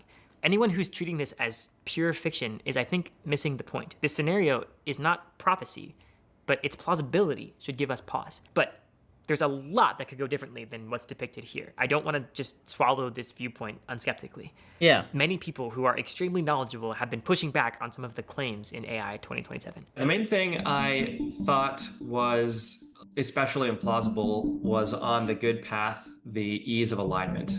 They sort of seem to have a picture where people slowed down a little and then tried to use the AIs to solve the alignment problem, and that just works. And I'm like, yeah, that looks to me like a fantasy story. This is only going to be possible if there is a complete collapse of people's democratic ability to influence the direction of things, because the public is simply not willing to accept either of the branches of this scenario. It's not just around the corner. I mean, I've been hearing people for the last 12, 15 years claiming that, AGI is just around the corner and being systematically wrong. All of this is going to take at least a decade, and probably much more. A lot of people have this intuition that progress has been very fast. There isn't like a trend you can literally extrapolate of when do we get to full automation. I expect that the takeoff is somewhat Wait, that's slower. actually the most interesting thing thus far. What? So do we actually know it? AJ is still 30 years away. Okay. 30. Now that's a lot of time. Never mind. No space conquering in my timeline. Of when do we get to full automation. I expect that the takeoff is somewhat slower. So sort of the time in that scenario from, for example, fully automating research engineers to the AIs being radically superhuman, I expect it to take somewhat longer than they describe in practice. I'm predicting, my guess is that more like 2031. That's not even that much later, bro. What? Isn't it annoying when experts disagree? I want you to notice exactly what they're disagreeing about here and what they're not. None of these experts are questioning whether we're headed for a wild future. They just disagree about whether today's kindergartners will get to graduate college before it happens. Helen Toner, former OpenAI board member, puts this in a way that I think just cuts through the noise, and I like it so much I'm just gonna read it to you verbatim. She says, dismissing discussion of superintelligence as science fiction should be seen as a sign of total unseriousness. Yeah. Time travel is science fiction. Martians are science fiction. Even many skeptical experts think we may build it in the next decade or two is not science fiction. Okay. So what are my takeaways? I've got 3. Takeaway number 1, AGI. Dude, no wonder this guy has 5 million views. 5 million. Holy shit, that's how you make money, guys. Holy shit. Could be here soon. I wonder when AI is finally able to create a video like this. It's really starting to look like there is no grand discovery, no fundamental challenge. First video of the channel? Dude, that's how you make money. Dude, that's how you make money. Welcome. Yeah, 1 minute. Okay, that's actually the first. What the?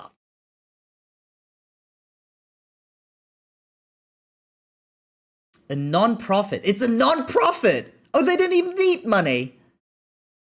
What the fuck? What? Dude, that's insane. That needs to be solved. There's no big, deep mystery that stands between us and artificial general intelligence. And yes, we can't say exactly how we will get there. Crazy things can and will happen in the meantime that will make some of the scenario turn out to be false. But that's where we're headed. And we have less time than you might think. One of the scariest things about this scenario to me is even in the good ending, the fate of the majority of the resources on Earth are basically in the hands of a committee of less than a dozen people. That is a scary and shocking amount of concentration of power.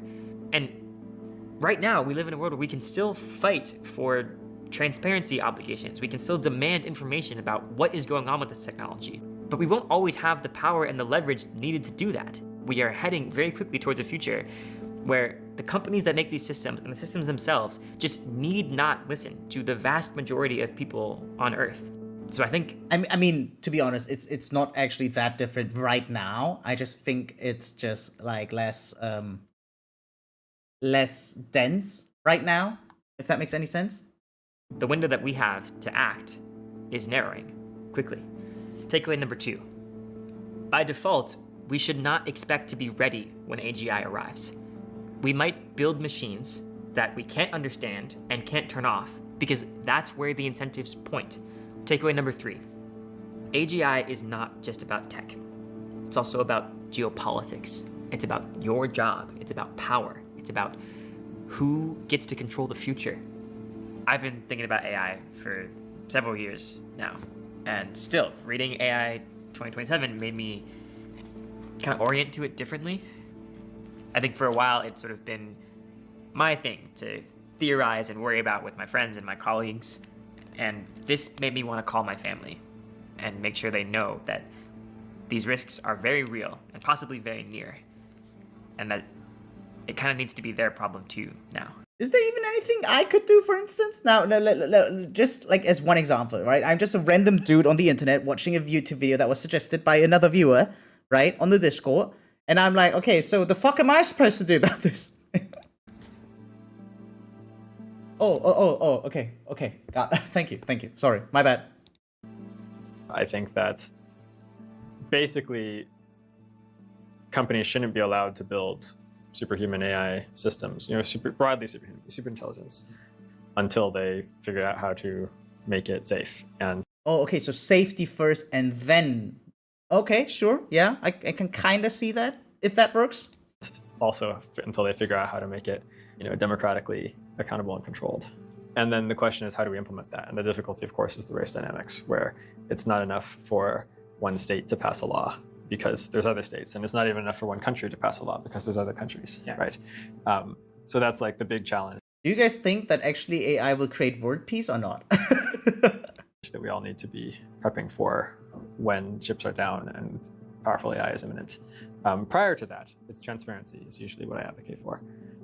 So stuff that sort of like builds. Yeah, transparency, sure, but isn't it hidden? Like Agent 1 exists already, right? And they're not gonna share that shit with us. Awareness builds capacity.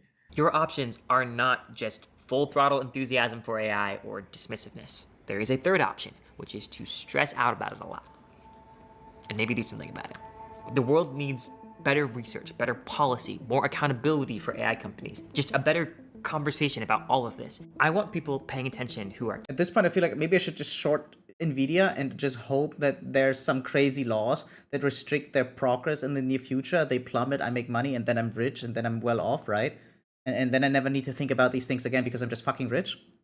Capable, who are engaging with the evidence around them with the right amount of skepticism, and above all, who are keeping an eye out for when what they have to offer matches what the world needs and are ready to jump when they see that happening. You can make yourself more capable, more knowledgeable, more engaged. You see, it's videos like these that always remind me why I regret my entire life not learning about this shit. I should have just learned coding and that's it. My entire life, I should have done nothing else but learn coding, and here I am playing gacha games, man. With this conversation, and more ready to take opportunities where you see them. And there is a vibrant community of people that are working on those things. They're scared, but determined. They're just some of the coolest, smartest people I know, frankly, and there are not nearly enough of them yet. If you are hearing that and thinking, yeah, I can see how I fit into that. I don't. Great. We have thoughts on that. We would love to help. But even if you're not sure what to make of all this yet, my hopes for this video will be realized if we can start a conversation that feels alive, here in the comments and offline, about what this actually means for people talking to their friends and family. Dude, the biggest plot twist would be if that video was created by AI after all. Oh my god, my brain would explode. Because this is really going to affect everyone. Thank you so much for watching. Dude, imagine like this is like Agent 3 just shitting me. There links for more things to read, for courses you can take. Like, I Google these people and they're not real or something. Job and volunteer opportunities all in the description, and I'll be there in the comments. I would genuinely love to hear your thoughts on AI 2027. Do you find it plausible? Dude, he looks so good. That is such an attractive man. Holy shit. And then he's so smart on top. I think was most implausible. And if you found this valuable, please do like and subscribe, and maybe spend a second thinking about a person. Yeah, sure, whatever, whatever. Maybe your AI progress skeptical friend, or your ChatGPT curious uncle, or maybe your local member of Congress. Yep, totally. What are the comments saying? Clearly, I'm not good at forecasting fast takeoffs. Over 11k subscribers, okay? 3 days and 1 video in, it's just wild. And it's already leading to opportunities that could make the next few videos bigger and better than I thought possible. Yeah, pretending to be humble. Smart guy. Okay, so let me just move this out of the way there. The word when it's my turn to be an adult. Bro came out of nowhere and casually dropped the most cinematic, well-presented AGI video on YouTube. Plot twist, this dude is a product of safer. Yeah. Can we go back to COVID arc, please? The AI arc is kind of scary. Dude, this was also scary, okay? This shit was also giga scary. Humanity ended, but the last years of it were great for shareholders. Yeah, true. I can see this one. Actually funny. The fact that a rogue AI is no longer a cipher scenario is mindfuck. I'm not even sure if that, like, to me, it was never really that much science fiction that there's a super intelligence, right? It was more like the how and where, but not really the what. Can't we all just stop? I'd like to be able to go camping with family in 2030 if that's okay. Yeah, you can, under supervision of... Anyway, one last video before going to bed. The video... I think I might have just felt what people in the 40s felt looking at nukes. Yeah, and I mean, that is still a real threat, right? Like this is not solved just like that. This 34-minute video is 1,000 times more terrifying than any film that has been released in theaters in the past decade. I mean, it's also younger than most of them, but yeah. Someone says, sure, things can go well as long as those in power make the right choices. We can just lose hope entirely. It's crazy that a piece of paper would possibly cause all of this. Having all that money means nothing when you're dead, but all these old rich people don't get that. It's not just old people, by the way. Yeah, cool shit. Wait, what a video that was. Holy fuck. What do we do now, by the way? I think we watched most of the stuff. Yeah, you know what? Let's take a closer look at some, I don't know, heartwarming stuff.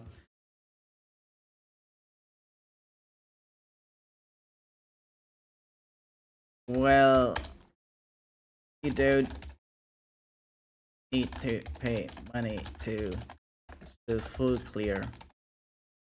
This is all I'm saying.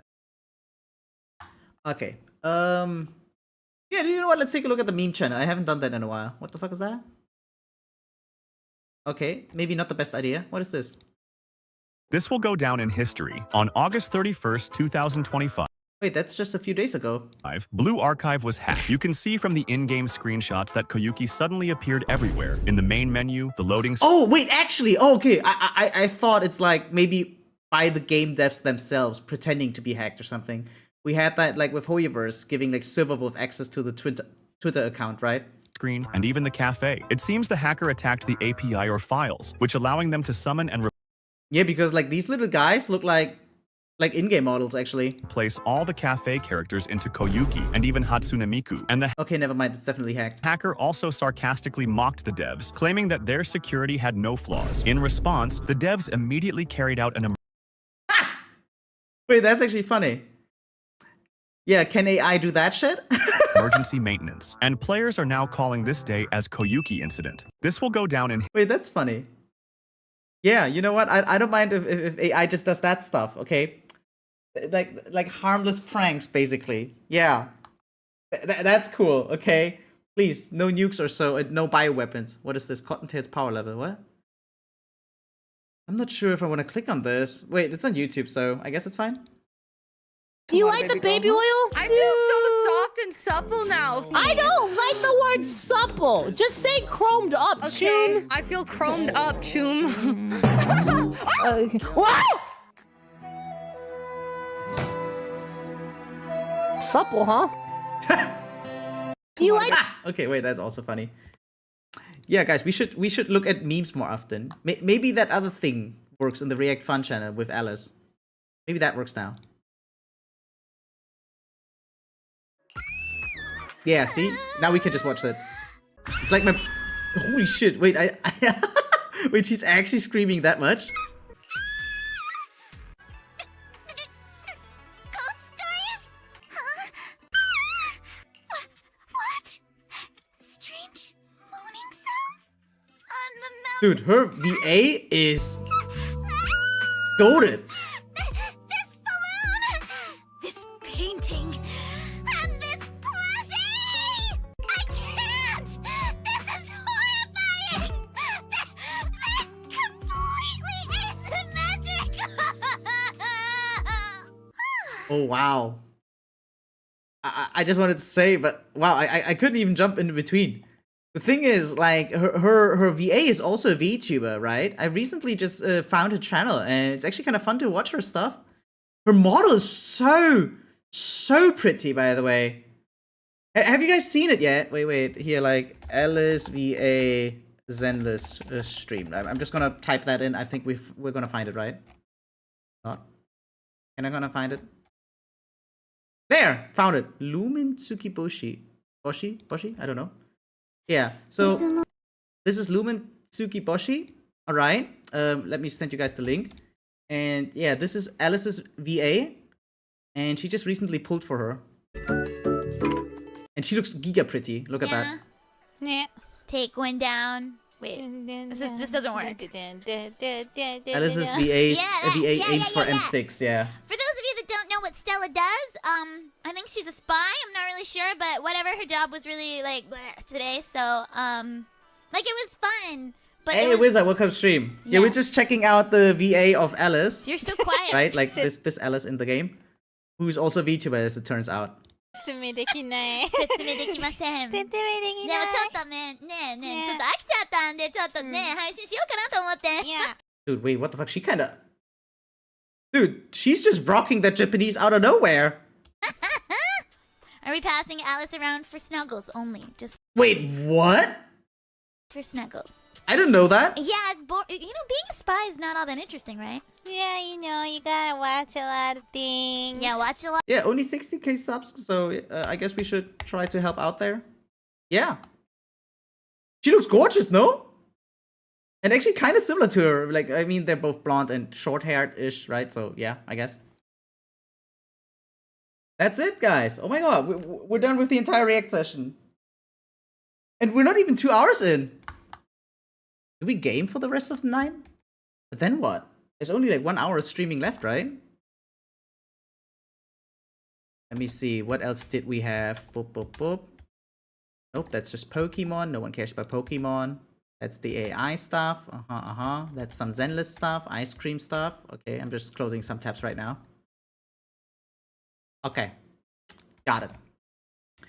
Yeah, Wizard, thanks for tuning in. Unfortunately, you missed most of the reacts, but whatever, right? We can still do other cool stuff. The question is what? I gotta admit, I went into the stream completely, like, without a plan, right? All I had was all the stuff that you guys post.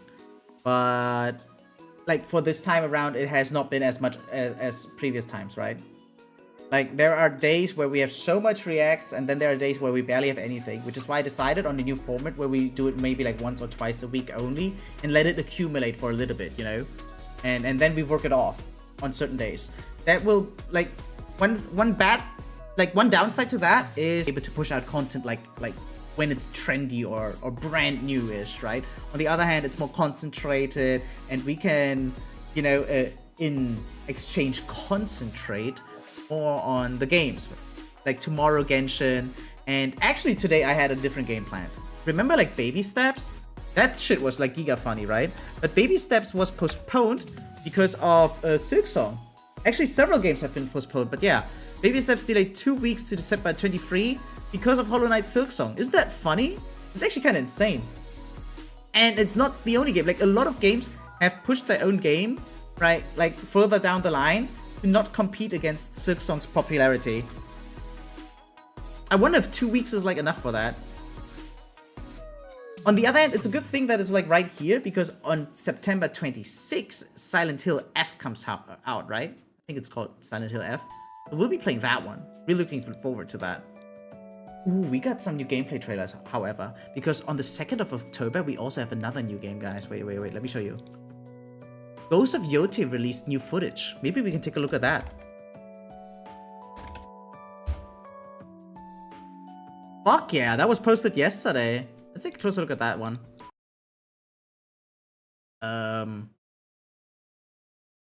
Wait, there's also 21 minutes, but that's... Oh, that's someone with early access or some shit, I guess. Okay, nope, let's take a look at this one. So again, available October 2nd, yeah?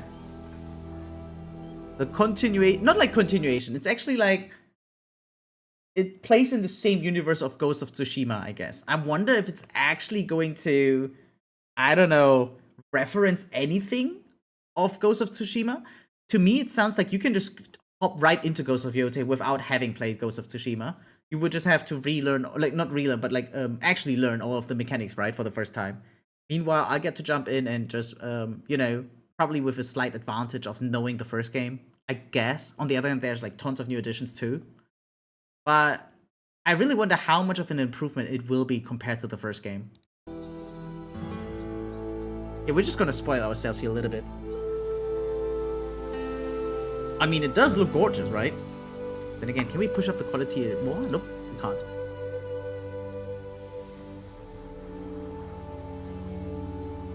I don't think we'll be playing it release immediately, right? Depending on... Because there's like some other games that we still wanted to play as well on the channel. But...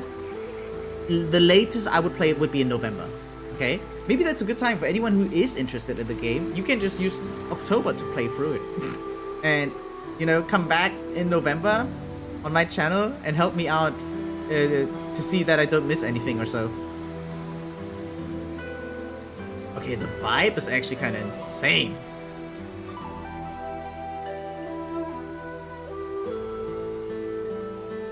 The first game was already so polished though. I'm not sure like how they would want to improve the game. I think rather than improvements, they could just make additions to it. Like new stuff, new mechanics. But I'm not sure if there's really much to improve.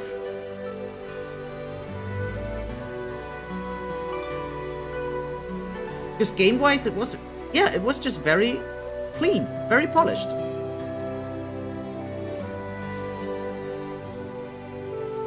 We will get some gameplay though, right? Nope, never mind. Oh, this is really just all of the sceneries. Oh, so no spoilers. That's actually kind of cool. But it's nice to see what we're able to create, right? Though, recently, we just watched this presentation of Unreal Engine, right? And they also said that they incorporate more AI now into their engine to help create like sceneries like these. Like one of the things that they did, which I kind of understood, was back in the day with Unreal Engine, you had like different models for trees and stuff, right? And the more trees you would have, the more computing power you would need, slowing games and PCs like and consoles down. However, now they have it differently. They just made like 9 pieces that are individually alignable in all kinds of different ways to create all kinds of fauna. And because it's the very same 9 pieces all over again, it's going to save like a lot of computing powers, I guess. I don't know exactly how it works, but it made sense to me, right? Rather than having a lot of unique different objects in the world being rendered, instead you just have 9 pieces and just copy and paste it, but in different alignments. Which should help with like how much you need to render, if that makes any sense. Dude, this is actually really fucking cool. I want to see like more building and structures though.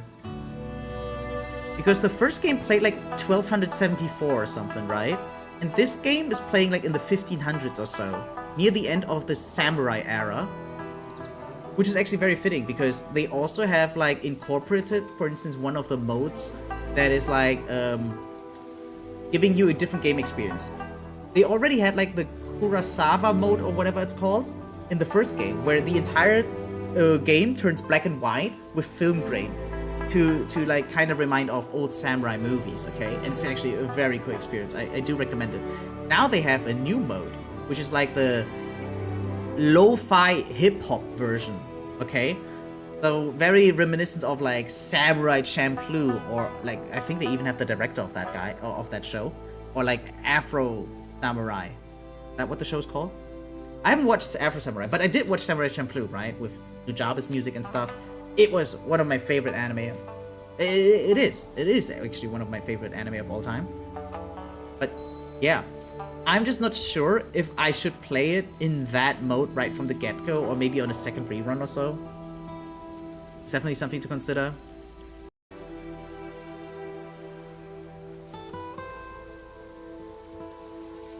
But yeah, no, it still look like the buildings don't look that different from the 1200s. Now, I guess there was not that much technological advancement in those 300 years because it was like still like, you know, the Middle Age, but I don't know. Then again, I have no clue how buildings looked like back then. I just thought maybe it would be kind of nice to see if there was some kind of improvement. But not really, huh? Well, one improvement we do have, okay? One of the previous trailers of Ghost of Yotei that just came out like a few days ago as well was like the firearms trailer. Because we have guns now. Okay, we didn't have guns before. Odachi gameplay, is it that one? It's like insanely brutal. Oh, never mind. This is not the firearms one, by the way. This is just her slashing around like a... Wow, holy shit! Like a force of nature! Ooh, wow. God damn! No, I gotta say, this looks like fun gameplay, actually. And of course we'll be playing on hard mode. The thing is, there's also a legend mode, where you basically have 1 HP only. I'm back, the AI 2027 topic is actually really interesting. Well, that's what I thought too. Wait, did you think it was not interesting? Damn! No way that works with the blood. But it looked cool. Man, I'm actually excited for this. You just didn't like the presentation of that one. But you like the topic itself, is that what you're trying to say? Yeah, I also think it was a little bit over-dramatized, right? But other than that, yeah, wait, I just, like, firearms trailer, okay? I just wanted to show that one more time. Yeah, here we go. I can see it, like, as well. Like, to me, it was, like, on the verge of being too much. But I understood that it was, like, how do I say that? Like, I understood the purpose of the dramatization, and so I didn't mind it anymore. But in a vacuum, personally, I like to consume videos or topics like these, or learn about these things, study about these things in a different manner. More dry, after all. But yeah, look, you're a fucking samurai, but you have, like, a grapple hook, and then, like, what the fuck? Smoke bomb, shotgun, I think a smaller gun too. Holy shit. Yeah, who needs a bow and arrow anymore? You have that shit. And then you can slow down time while cleaning out the gun quicker. You have kunai. Yeah, you can throw kunai. What the fuck? Dude, what is that stance? Is that a real stance? Holy shit, that looked insane. Holy shit, wait, you can just throw swords left and right like that. It almost looks silly the way she reloads like in quick time. But overall, it's gotta feel nice, right? When you play this. Who cares about Assassin's Creed Shadows if you have this shit going on? Holy fuck! Brutal! No way that works with the blood! Wait, you have a wolf? Boah. That was cool, actually. The whole point of AI 2027 is to show how fast it could go if everything went as smooth as possible. It's a bit sci-fi movie-like, but yeah, the danger is for sure real. Probably not by 2027. That's what seemingly most people say, right? That their timing is off in that paper. but not that what they're saying is off. So there is an arms race, right? There will be super intelligence. There is going to be like deception of the thing. There's going to be a committee that needs to like try and keep AI in check, basically, right? Those things are probably not being denied. It's really just mostly the timing and maybe the pacing of the escalation. Yeah, but that was actually also presented that way in the video. Again, with a lot of drama, but they did make that disclaimer. Maybe that's actually an important part that you might have missed at the start of the video.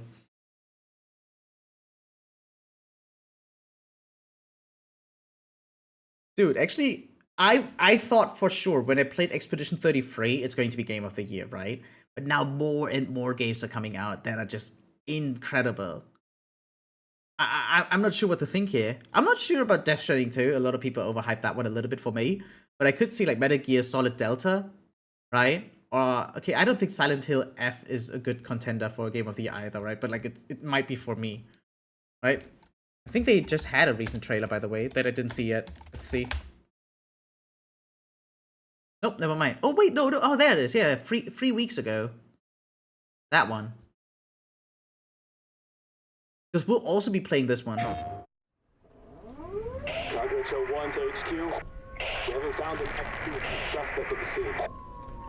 It's so good that it's still in the fact of water. We better consider the hunt. Over. I thought it's going to be way more rural from the initial trailers. But it's like... Nah, man. It's also involving cities and stuff. You saved my life. What the fuck? And laid claim to my soul. In turn, I shall save your souls by claiming the life of your old self. The fuck? Is that a good or bad thing? What's that? What is this place?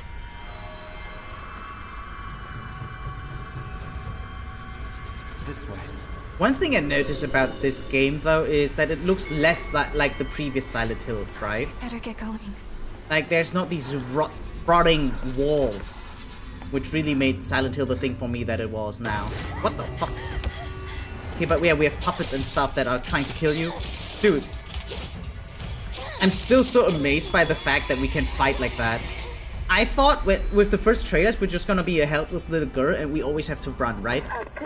But no, we can actually fight in this game. An extraordinary day isn't always good thing. With that in mind, today's a bit too extraordinary. But yeah, we have So the this mist, is where you right? are. The fog. I wondered where you had gone. You need to start getting ready. And I also time to wonder, say your goodbyes. is it going to be the You're exactly going same to mechanics kill them regarding the with your Silent own Hill? hands. Like the other side? What's going on? Holy shit. It's got my home too. The halls, the doors, everything's changed. Dude. Yeah, this is going to be creepy as fuck, guys. Tell me, who are you? Please. Just die. Okay, sure.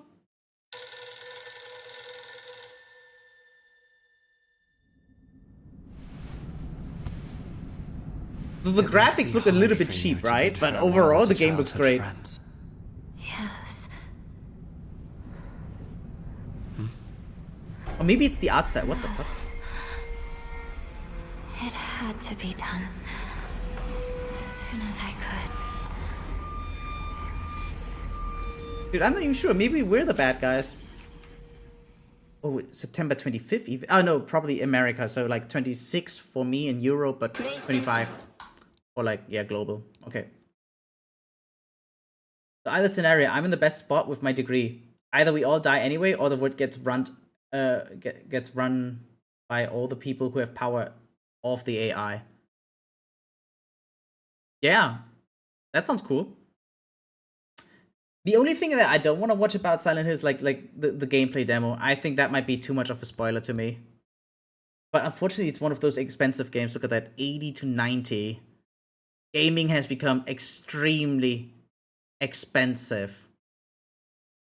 I hope that the success of Silksong really pushes down the upward trend of games being more and more expensive, right? But my god, $80 for that.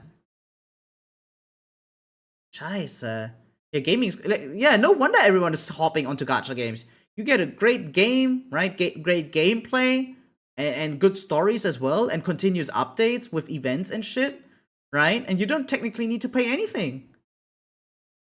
If you don't pay, you just miss out on a few elements, but not really that much if you zoom out, right? Unless you experience FOMO. Like people who can't do this.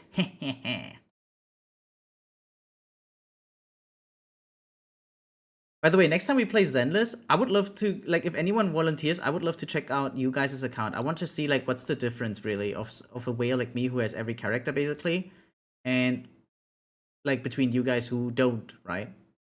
Like, how far away is it? Because I guess none of you guys are pushing for high scores, right?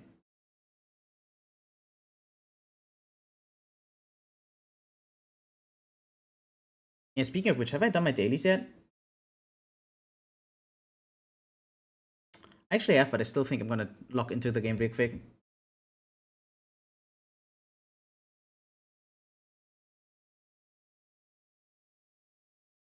Wait, but Vem, aren't you doing your masters right now? So when will you be done with that? What if it's too late? What if you are only done with your masters after AI takes over the world? Like, I would love to make a comparison, like how much more score I have compared to someone who's not a whale, you know? So I would love to find like a volunteering account or so, which I could just abuse for some experimenting, you know? But probably not today, because we only have half an hour left. But like, I want to make like one dedicated stream just to like full deadly assault on viewer accounts to see how far we can push. I can use yours? Yeah, that would be nice.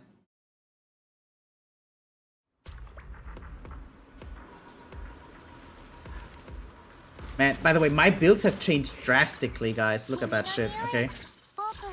Like, I'm using Seed as a support now, for instance. Right? Or Yuzuha is built with the new set with a heavy reliance on more energy regen. So she is missing out on not getting like 200 anomaly mastery, but I realized that I don't really care about her that much after all. But on her EX skill to be up whenever I wanted to. A lot of drastic changes in that regard, yeah. Fufu has been rebuilt as an ultimate stunner. Like, I can't reach the 3400 yet. I think I'll be able to, though, soon, right? Without going under 50 crit rate, but like this is +2 attack, this is +4 attack, this is +2. So I need to find like a +2 or 3 in this regard. Maybe some flat attack here and disc 6 and 5. But I think I can hit 3400 attack. That's what she needs, right? Yeah, 3400 is what she needs, okay. Who else did I change? I'm considering changing this guy to the new set, right? Like 4-piece Swing Jazz was the idea, and 2-piece the new one, Moonlight Lullaby. I didn't get to it though yet, but that's like one of the ideas. What else? Oh yeah, Astra's running the new set as well. So someone else in the team needs to have Astral Voice though. Yeah, that's another drawback a little bit. Wait, why is her attack so low? I think I swapped out something, but she should usually have like 3400. That was one thing. So she needs like 3429 attack for her full buff. But I end up at 3428 if I give her the correct thing. I think I just swapped it out. Maybe for Yuzuha. Like this is attack percentage, yeah. Or maybe like this? Yeah. 34, 19. Oh, never mind. I can't get it. But I need to swap around stuff a lot. And that's like super annoying. But more energy.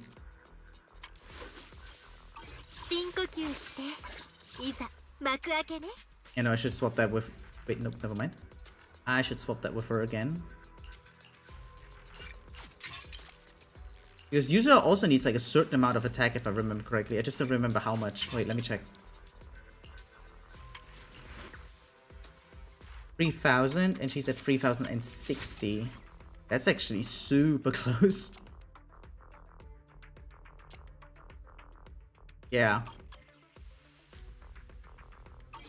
Okay, let's just finish my dailies and then we call it a day. Like, I did most of it already, but like... Let's go here first. I wanted to hit level 35 with this thing real quick. And just spent the last of my battery charge. Do I need to swap the category? Maybe, right? Let me do that real quick.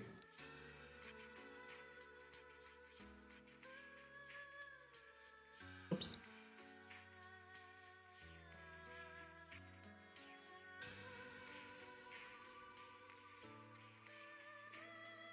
There we go. Oh, by the way, guys, have you heard?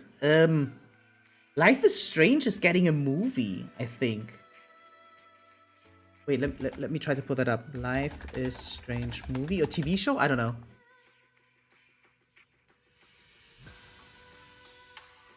Fan casting. Wait, what? Wait, what? Life is Strange TV show. Oops. Wait.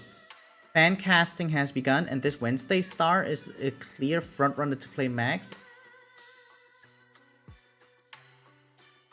Wait, actually?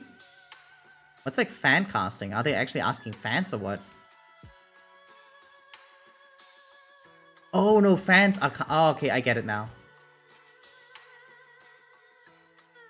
It was announced last week that a live-action TV show based on the series was headed to Prime Video. Ah! With the end of the freaking word creator, Charlie Culver, serving as head writer. By the way, that show also really, really good. I like that one. Story follows... Yeah, okay. Actually kind of cool. One of the few games where I think actually a TV show would be incredible.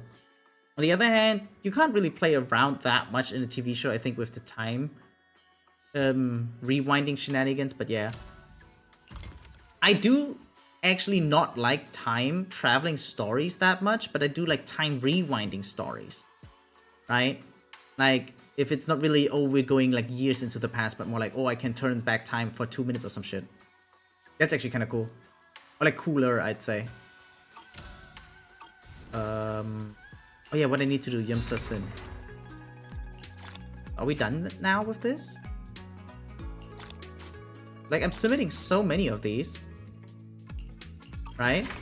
Oh my god, it finally worked, holy shit. Dude, the temple takes forever to upgrade. I don't understand how some people are already done with this. They must have dedicated their entire lives to this. Oh, but it does start to look nicer now. Oh, it actually looks kind of epic.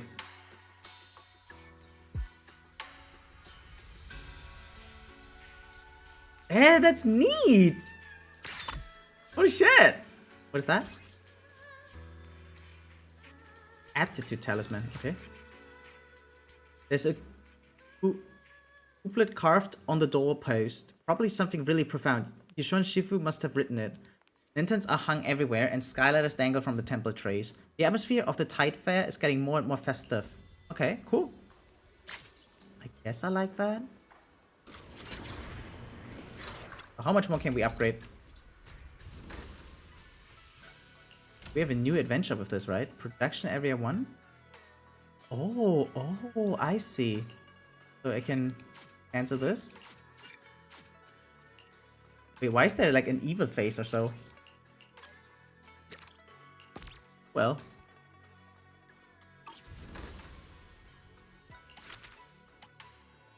Craft 50 heterogeneous anti-coagulant gel. Okay. Sin. Submit. Accept commission. Accept. Accept. How'd I do this one anymore or what? Whatever. Submit. Is this really helping me in anything? Guess I just click on it, but I don't know. Just running out of resources with that. Oh well. Oh, but we can buy more of this now, I see. Can't read that many numbers. Is that like 6 million? How much do I even have? 14 million. Holy shit.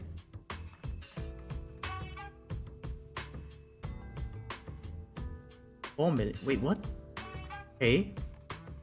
These are just like accessories for her outfit, I guess. For the proxy's outfit, right? So it's not too important yet. I guess we just keep focusing on this stuff right here. Dude, I'm going broke.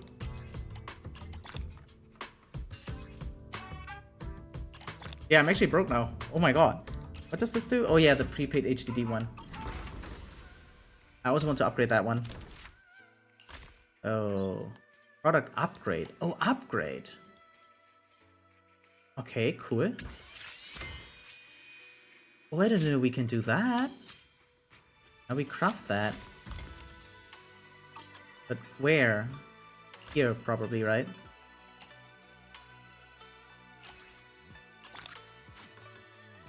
But I need more of that.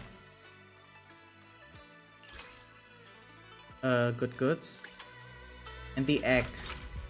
I need as much of this as I can. Plus the egg. Which one is the egg? Was it this one? I think it was, right? It looked like an egg to me. Yeah, it's that one. Okay, nice. Now we can adjust the plan at least. And I guess we can also sell it.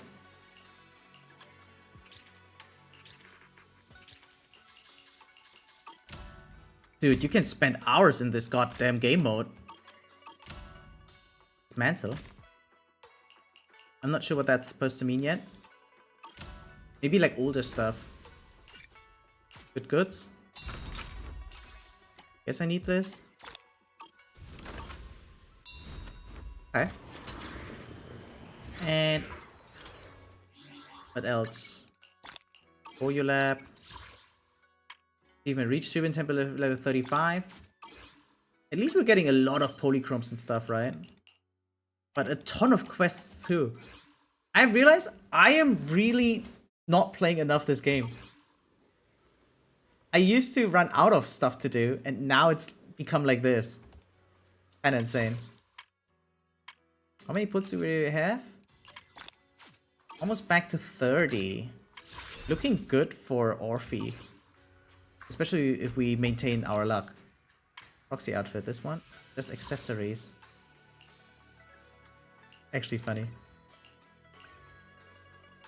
Oh, that's cute. Hey Bren, welcome stream, how's it doing?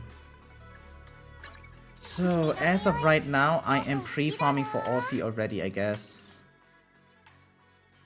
So yeah, let's go. And then we can call it a day.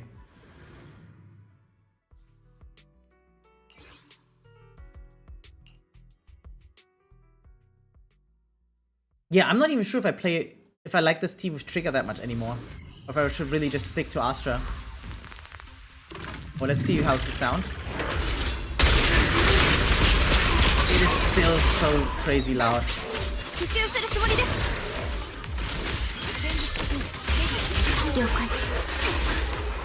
Oh, that can't kill.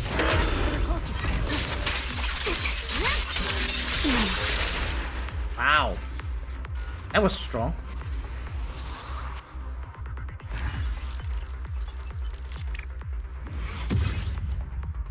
Yeah, depending on how important stunning is, I actually think that trigger is not that good for the team after all. Like, if it once become like the current bosses, especially in Deadly Assault, you can just stun them almost for free if you just play the gimmick, right, with the parrying and stuff. But once stunning becomes more of a priority, maybe trigger's better after all then. But only then. I actually hate the fact that the new relic set is not like also for other roles. It's only for support characters. They should have at least made it for defenders as well. It would be really fucking good on Panda. Like on Pan Yehu, right? But this way it's only good on supports. And that is really bugging me. Well, whatever.